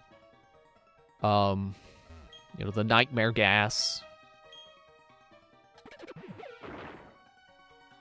I think the books also introduced the concept of Remnant, but... You know, honestly, I'm not even mad about Remnant. Honestly, I think Remnant makes sense. It is one of those things that people like to point to. It's like, oh, the games don't make any sense anymore. It's like, what's not to get? It is a kind of unknown energy substance stuff. It's not... I want to say it's not supposed to make sense, but like it kind of isn't supposed to make sense. It's magic energy that makes you come back to life. Of course it doesn't make sense.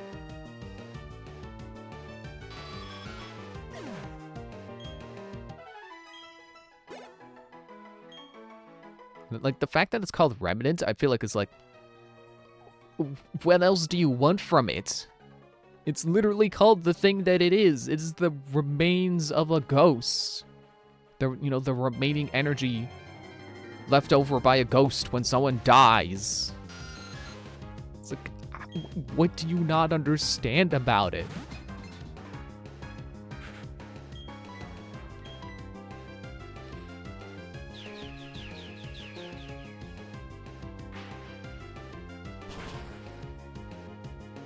Like, genuinely, I do want to talk to someone who thinks that the lore is too confusing and just help them through all the things that don't make sense to them. Unfortunately, I don't have anyone in my life I can talk to about Five Nights at Freddy's. Ah, a new battle I haven't done. You look like you might have the Pokemon I've been looking for. In deep tunnels and caves, there are a couple of things you're sure to see. Zubat and Ruin Maniacs. And Geodude. Theorists are just saying because they're desperate for something new to dive deep into and theorize about. Yeah, like pretty much exactly. Everyone just wants to come up with the new hot theory that solves every single thing, and they don't care how confusing and convoluted their theory has to be to achieve that. Like, I've said that before. That's like the biggest problem with the lore, is people trying to make everything make sense with one single theory. Like, it really does a disservice to the lore when people are like, no, actually, sound illusion discs make everything make sense. You know, Gregory, sound illusion discs. The Bite of 87, sound illusion discs. Like, no, chill out. You are not going to solve everything with one simple theory. It's not that easy. I don't even think one entire canonical game could solve every single loose end in one single go. Also, sometimes loose ends just don't lead anywhere. Like, not everything needs an answer.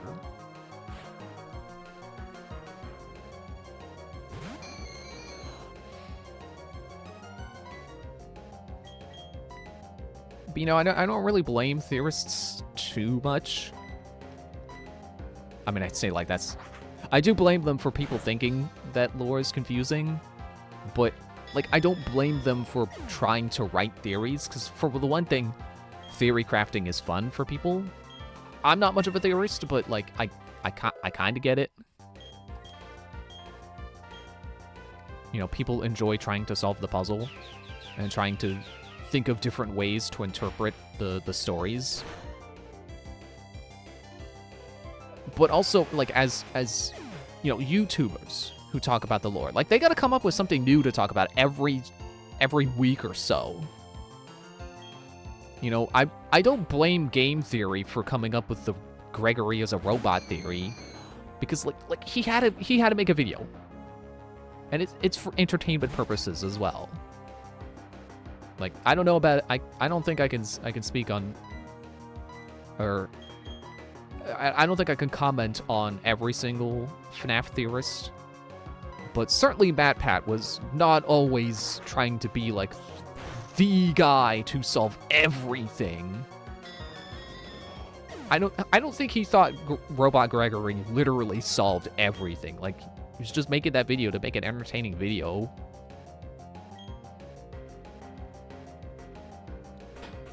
All right, Bronzor. Do I want to switch Pokemon and split the experience? Or do I want to not struggle with another freaking Bronzor?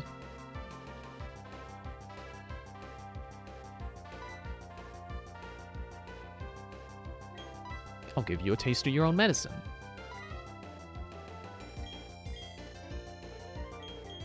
Yeah, you resist everything. I'm just gonna switch to you.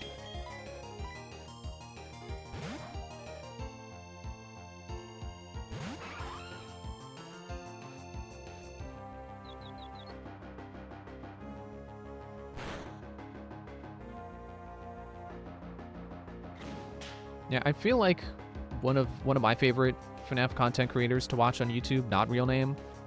I feel like she kind of has like pivoted her content just a little bit to talk more about like the world building of the series rather than specifically theories. And I think that's perfectly fine. Again, it's like, for one thing, she's having fun making stuff, so like I can't be mad. And two, I enjoy watching it. So another reason I can't be mad, because I'm literally enjoying it.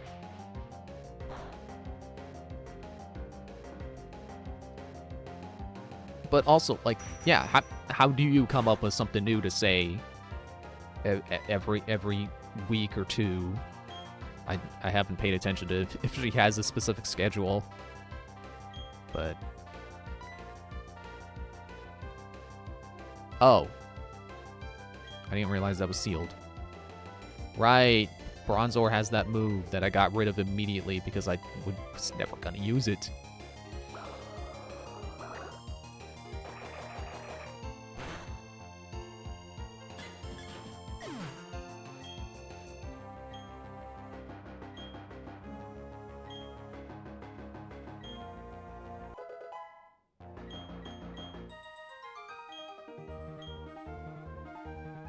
You didn't have a single Pokemon I wanted. You're no collector. Your awesome power, it's mystifying. I like how... You didn't have a single Pokemon I wanted, says the guy who used a Bronzor as well. I've scoured every inch of this place. Most of it while I was lost. Anyway, if there's one thing I can say, this place can't be called Ruins. I'm very picky, so I want to collect every Pokemon without anyone's help. I do have friends, though. No, seriously, I do. Yeah, you're gonna need their help if you want to get every Pokemon, because you can't get every Pokemon by yourself. You need to trade with people.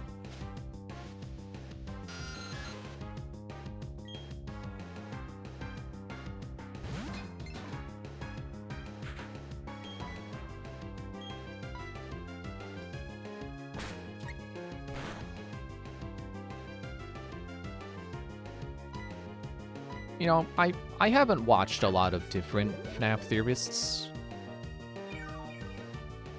I've watched like a handful. I think typically I tend to watch like one or two theories by someone, and I'm like, okay, they got a couple of details. You know, they took a couple of details in a different direction than I think they should have gone in, and it kind of makes the whole theory fall apart. And you know, then I kind of start to wonder if we even are on the same page about how the lore works. And then I stop watching them, because, like, why would I keep watching some... You know, why would I keep subjecting myself to sitting through a video and be like, nope, that's not how that works. That's not what that's there for. That's not what was intended.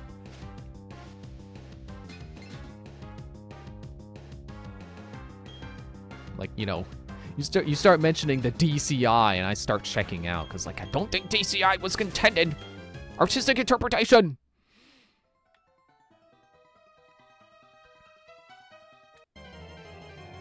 Please don't be another Bronzor. Okay. But you know, that said, I don't think I've seen a single theorist mention how many Easter eggs in Security Breach can be explained as, oh, that's the Mimic. Which is funny, because that's the thing people start complaining about when the Mimic shows up. It's like, oh, great. Now we're going to start wondering if everything is the Mimic. But apparently we're not going to think anything, like, we're not going to say a single thing in Security Breach was the Mimic. Apparently.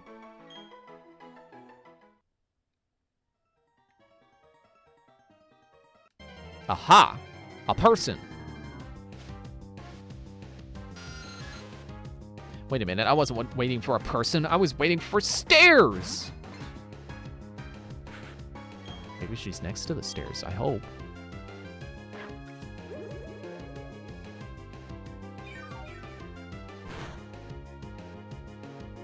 I feel like I've gone on this tangent before, but like I can pretty cleanly lay out all of the foreshadowing, you know, all of the build-up to the Mimic. Which does pretty cleanly start the moment, you know, not literally the moment, I suppose, because we still get Ultimate Custom Night first. But ignoring Ultimate Custom Night, because that's kind of like an extra bonus game, it pretty cleanly starts foreshadowing the Mimic, like, almost immediately after, you know, Afton is destroyed in Pizzeria Simulator. And no one is talking about it. I'm Mira. I was catching Pokemon and then I got lost. I'm so scared. Please take me to the exit. I'll keep your Pokemon healthy all the time. Cool, now I can waste time and energy fighting Bronzors. Oh great, no, they're double battles now. I didn't actually want to waste time and effort on all the wild Pokemon. Fine.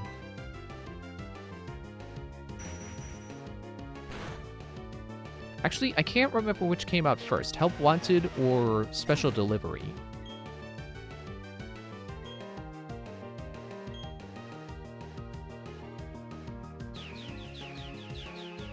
Let's say Help Wanted, because it makes my argument stronger.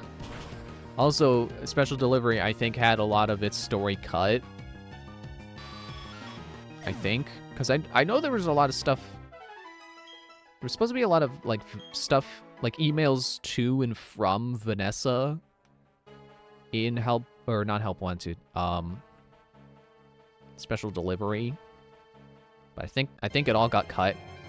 Which, isn't that just like Vanessa, to have literally all of her content in every game just cut, just completely removed. For seemingly no reason. She may be the one with the knife, but she's also the one with all the cut content.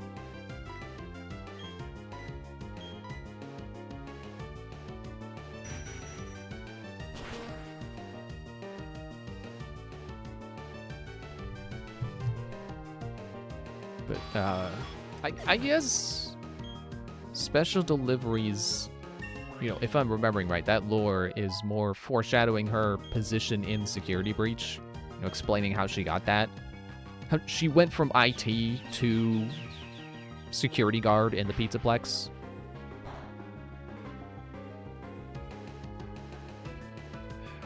Freaking Bronzor.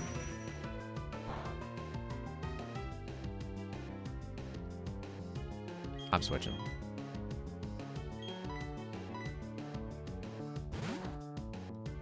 Yeah, I want to say Help Wanted happened first, because Help Wanted is where they start talking about mind swapping, or mind control.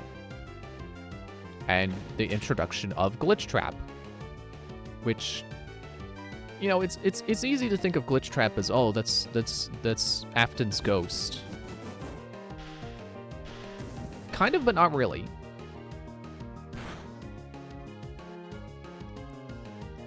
Like, I suppose that is an easy explanation for it when Help Wanted is the only game showing Glitch Trap.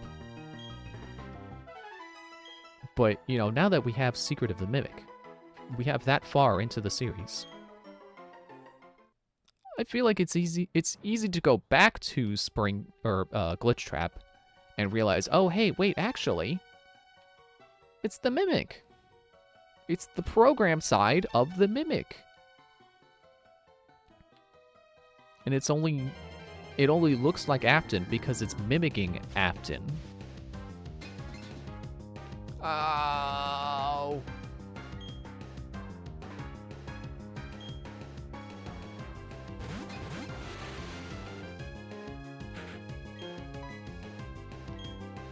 Which you could say, like, oh, well, would they really foreshadow something for several games in advance? I mean, they did it in the first 4 games.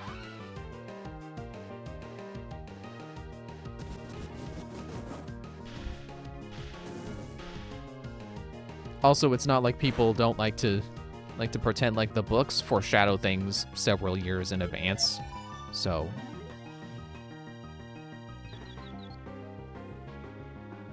But yeah, like, Help Wanted is all about the, you know, the virus taking over people's minds.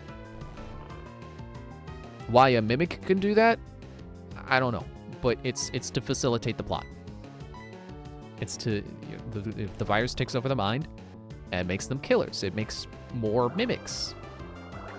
Actually, now that I think about that, I do remember in Secret of the Mimic, you have a whole bunch of robots that kind of look like the Mimic, but are, like, made out of garbage. That could play into it.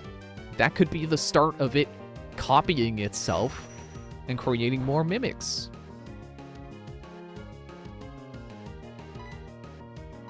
But that, I suppose that's a theory of its own, rather than, oh, well, this is what I think is, you know, confirmed absolute for sure canon, not just a theory, but confirmed canon.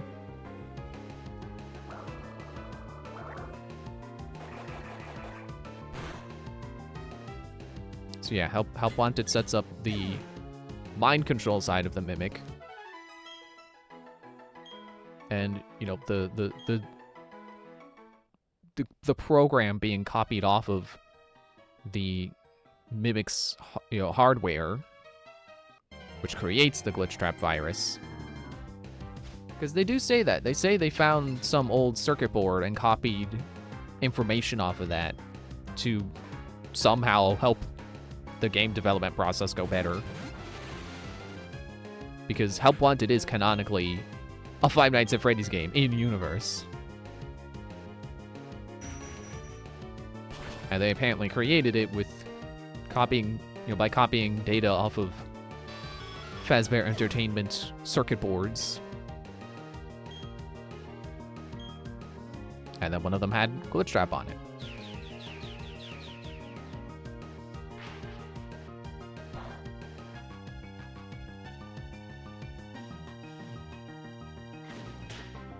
I suppose none of the endings in Secret of the Mimic confirm you know, capturing the Mimic. Right, I forgot. I could Bronzor out. I should put DDD in front. And stop complaining about Bronzors.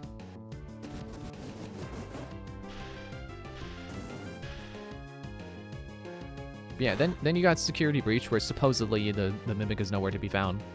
But we do know Vanny is, you know, Vanessa mind-controlled by Glitch Trap to mimic Afton.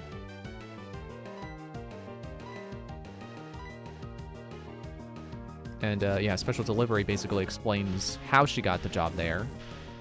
And that she made the pivot from IT to security for the purposes of murder.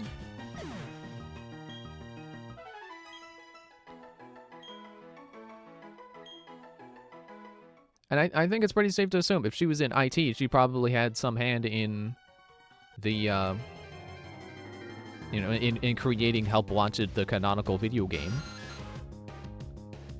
And that's how she got possessed by Glitch Trap. You know, this is the same reason why Jeremy cut his own face off. Got possessed by Glitch Trap. Remember Jeremy. I think I did actually get that Easter egg in-game once.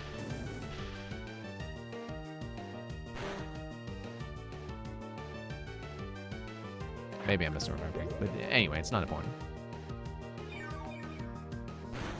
Also, there's a bunch of hints that you could pretty well infer that, yeah, that was supposed to be the Mimic.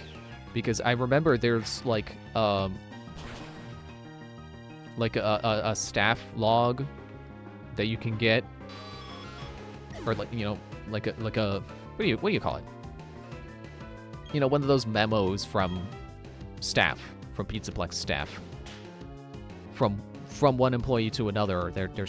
It's something about like they mentioned that creepy robot or something like that. And it's the phrasing of it where it's like they're referring to it as like the creepy one. Not not like, oh, they just think the robots are creepy. It's like, oh, get Glamrock Freddy to help you. No, specifically the creepy one. And which one would you single out if we're talking the creepy one? Because the Glamrocks are, I think, pretty actually successful at looking kid-friendly.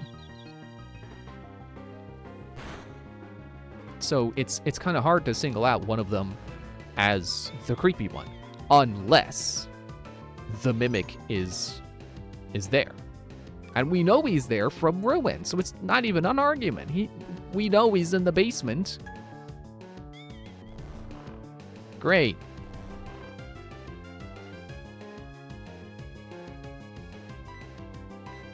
So, you know, pretty much once the Ruin DLC comes out, people should have been looking at all those hints retroactively and be like, ah, okay, the creepy robot. That's the Mimic. Good job, Kadabra. I didn't know you had something that could hurt Bronzor.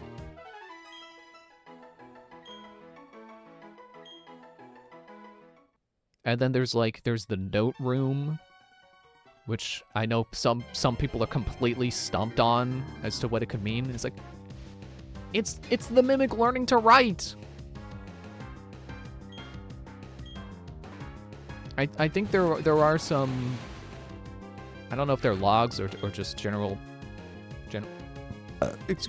hints, but I feel like there was something about like Vanessa, you know, helping the Mimic, trying to help it learn.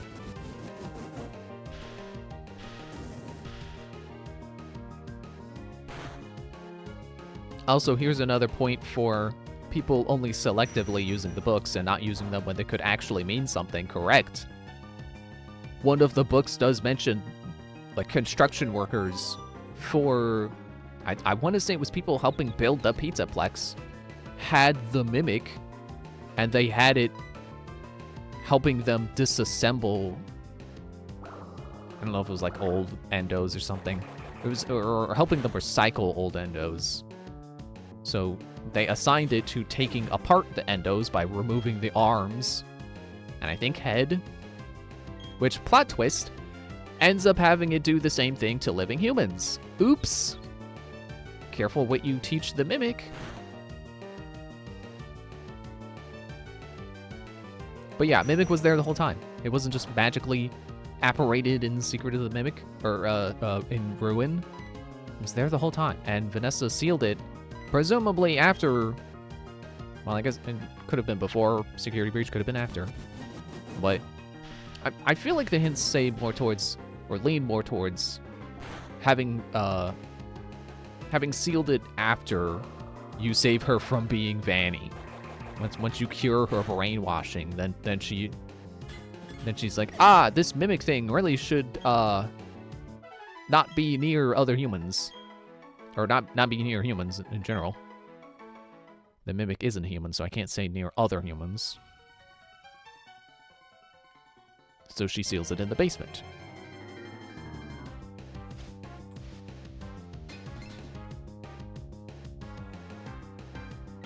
Stop with the Bronzors!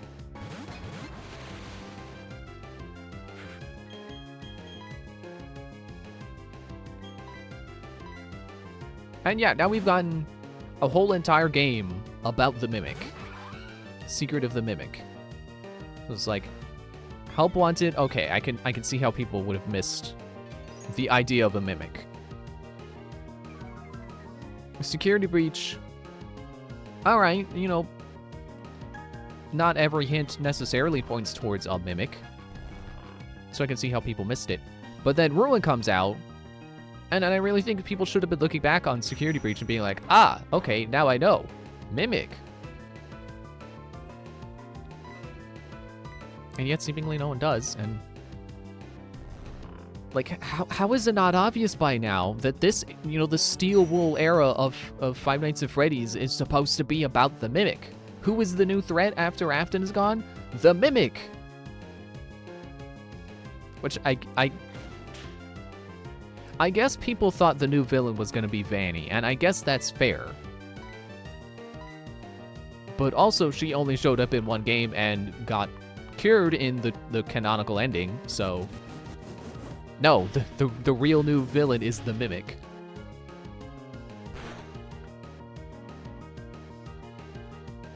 Honestly, I do kind of hope the Mimic comes back for at least one more game to be properly defeated. Like, I would really like to see the Mimic get properly defeated before we move on to a potentially new villain.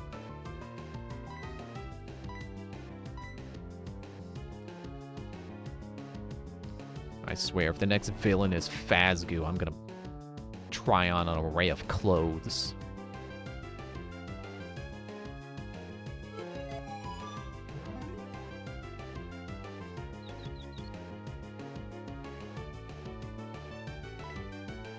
Great. I'm asleep. He's confused.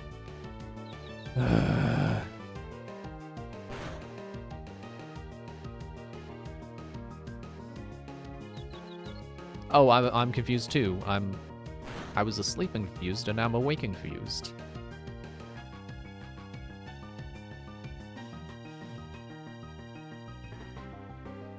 And basically nothing happened that turn. Great. You know, I just remembered 5 laps at Freddy's is a thing. And I think it's still not out yet. I wonder what kind of lore 5 laps at Freddy's is gonna reveal. It's like, what could a racing game possibly reveal about the series? What other villains would FNAF have? I mean, I have to assume they'd pull something from the books again. Not, you know, not trying to be on the, you know, oh, the books are foreshadowed. Every book could be a potential villain. Like, you know, the ideas are there, is what I'm saying. If they want to look for a new idea, they could just look in the books.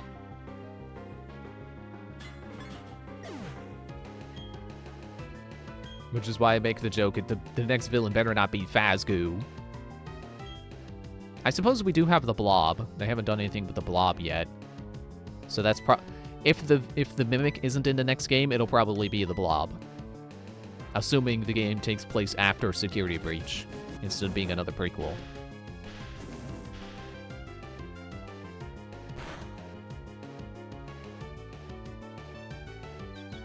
Come on, DDD.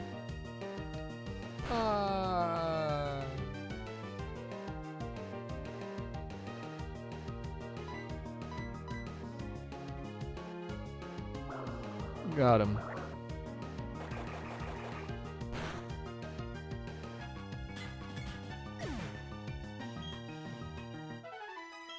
You know, I guess I don't really know how to write a good villain, but I feel like FNAF could just have whatever villain they want it next.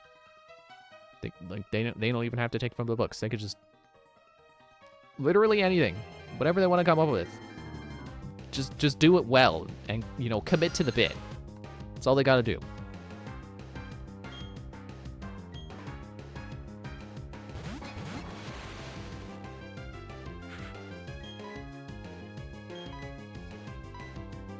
You know, ignoring the glitch trap and the Vanny stuff, I feel like Security Breach did do really well at having antagonists who weren't necessarily villains. And I think the series could continue to do that. I don't think every villain needs to be a mass murderer. They could just set you in a game where you gotta escape and the robots are angry at you for some reason.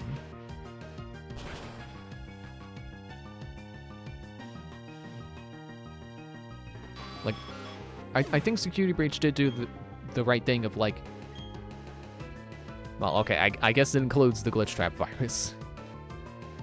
Because the virus is why they're hostile in the beginning, before you shatter them. And then after you shatter them, yeah, of course they want their revenge.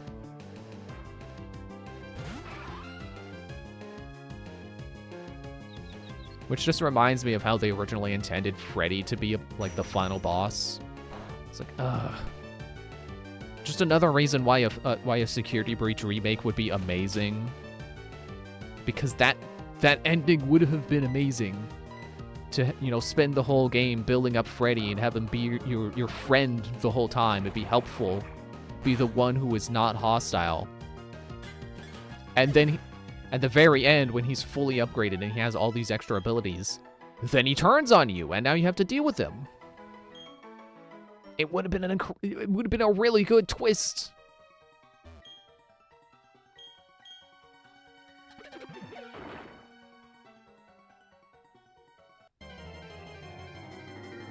Don't be Bronzor, don't be Bronzor, don't be Bronzor. Good. I've never been so happy to see a Zubat in my life.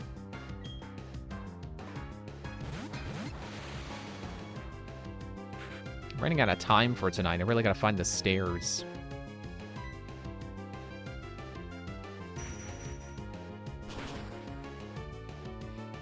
Although I guess if we don't, I can just save and this could be the first thing next time.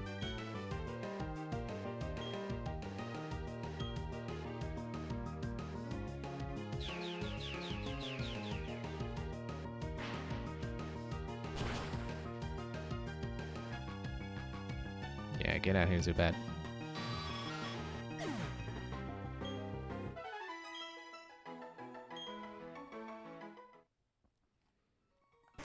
Okay, I gotta do what I keep forgetting to do and put DDD at the front.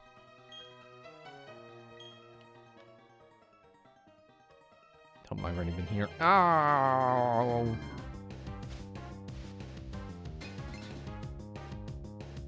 Good thing I finally remembered to put DDD in the front. I would really like to find the stairs, or at least look for the stairs while... What was her name? Mira? While she's still with me. Just so I have the free healing.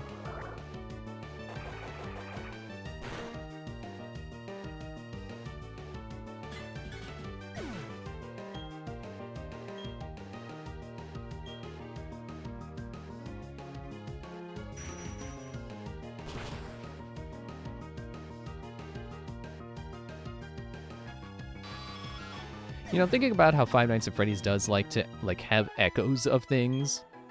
You know, the red herrings, basically. You know, or ways that things have happened more than once. What if the map in Sister Location is a red herring? What if it isn't meant to say that FNAF 4 actually happened? What if it's just How mad would people be if it turns out the canon is that, no, actually, that room is not the FNAF 4 house. It's just one that has it's just a room that has a similar layout. I think that would make people mad. Because really, what is the purpose to showing a map and then being like, oh no, it's not the place that looks like that map. It's an identical place.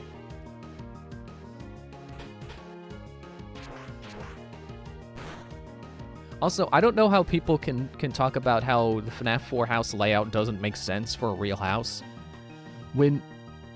Have you seen the FNAF 2 map? That place doesn't make sense either. I think the only thing that it means is that Scott Cawthon is a video game creator and not an architect.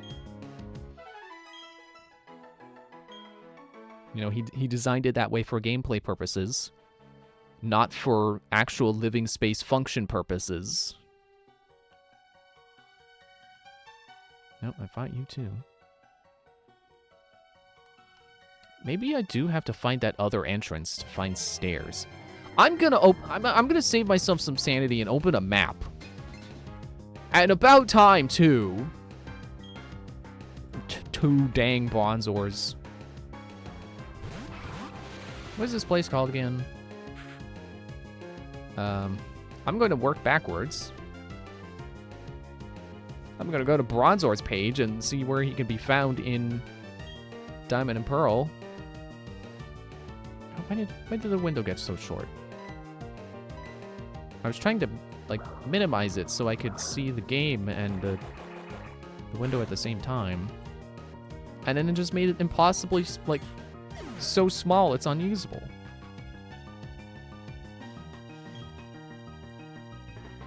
Game locations. Wayward Cave. Excuse me.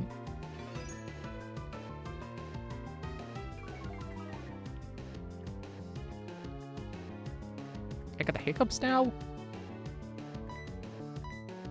Okay, I can't see, but I'm assuming cursor memory. It's not working. Oh.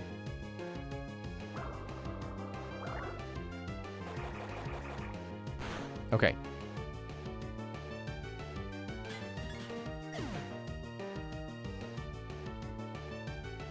I've just saved myself so much sanity.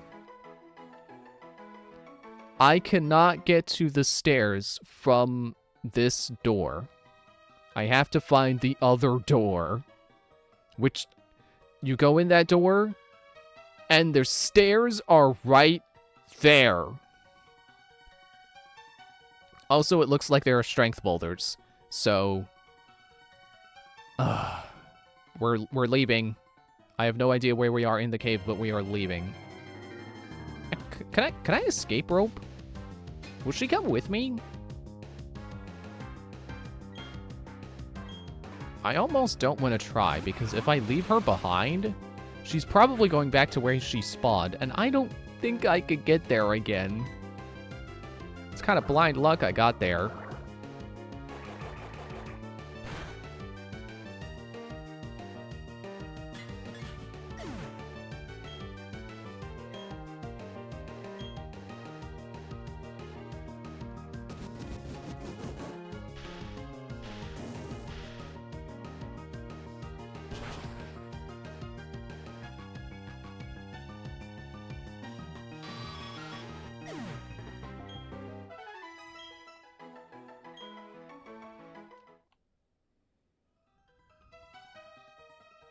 Yeah, I didn't fight you on the way in. Okay. Let me look at that map again.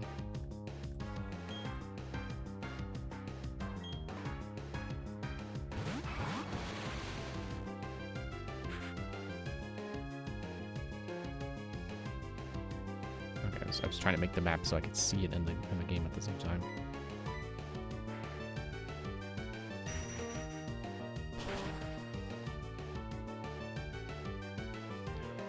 The map doesn't have trainers on it, so I have no idea. Oops, that made the entirely full screen. That's, ugh, get zoomed out. Okay, everything's fine.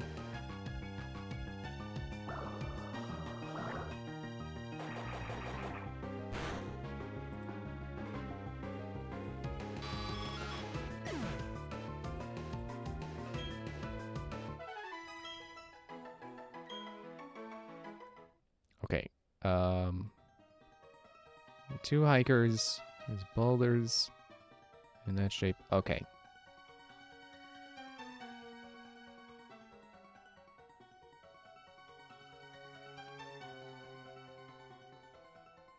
So I think I go up from here. Yeah. Oops. That should be correct. Unless I walk into a wall again. And I go down.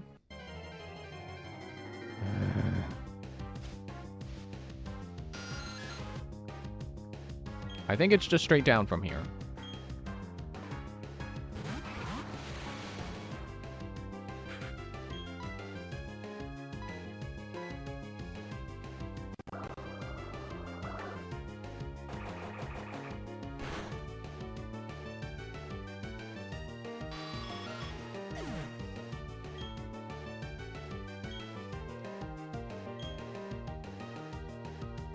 I just realized how cool it is that this game has this mechanic where people follow you around and it turns wild battles into double battles. Like, remember that Ruby and Sapphire introduced the concept of double battles, and pretty much only used it for, like, the newscasters and one gym. And not even, like, the entire gym. It was, like, the gym leaders. I think this is it. Yes! Oh, there's the exit. I want to get tougher so I won't be such a scaredy cat. Dawn, bye-bye. Thank you. When did I tell her my name?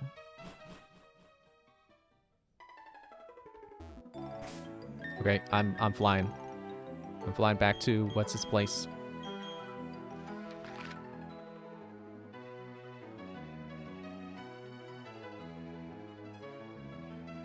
I thought I went like I thought it was like down here and then went up.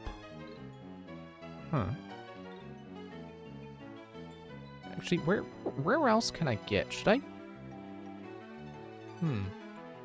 I don't know if I'm supposed to be backtracking right now or if I should complete this loop. But I'm gonna try to complete the loop. But yeah, think about the fact that like Ruby and Sapphire introduced double battles and basically never used them. Emerald was a lot better about actually using double battles. There were way more of them in there. But there was nothing like this, where you have someone following you around and it turns everything into a double battle. It's really cool to see this game continuing to use double battles. And like, not just as a side thing, like, hey, don't worry, we didn't forget about double battles. Like, no.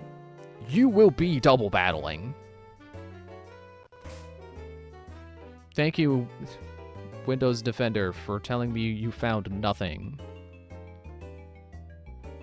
Don't know why you chose 11:32 to tell me that. 11:32 p.m., I will add. Anyway, that's going to be it for tonight. Thanks for watching. See you, Wednesday. See you what? Man, Splatoon, like, Wednesday will be the last stream before Splatoon Raiders comes out. And honestly, I can't even tell if I'm excited or not. Because, like, on the one hand, yay, more Splatoon, but on the other hand, it kind of is just more Splatoon. Am I really in the mood for Splatoon right now? I don't know, but we'll see when I get the game and I play it. Maybe it'll hook me. No pun intended. So, yeah, thanks for watching. See you Wednesday. Bye.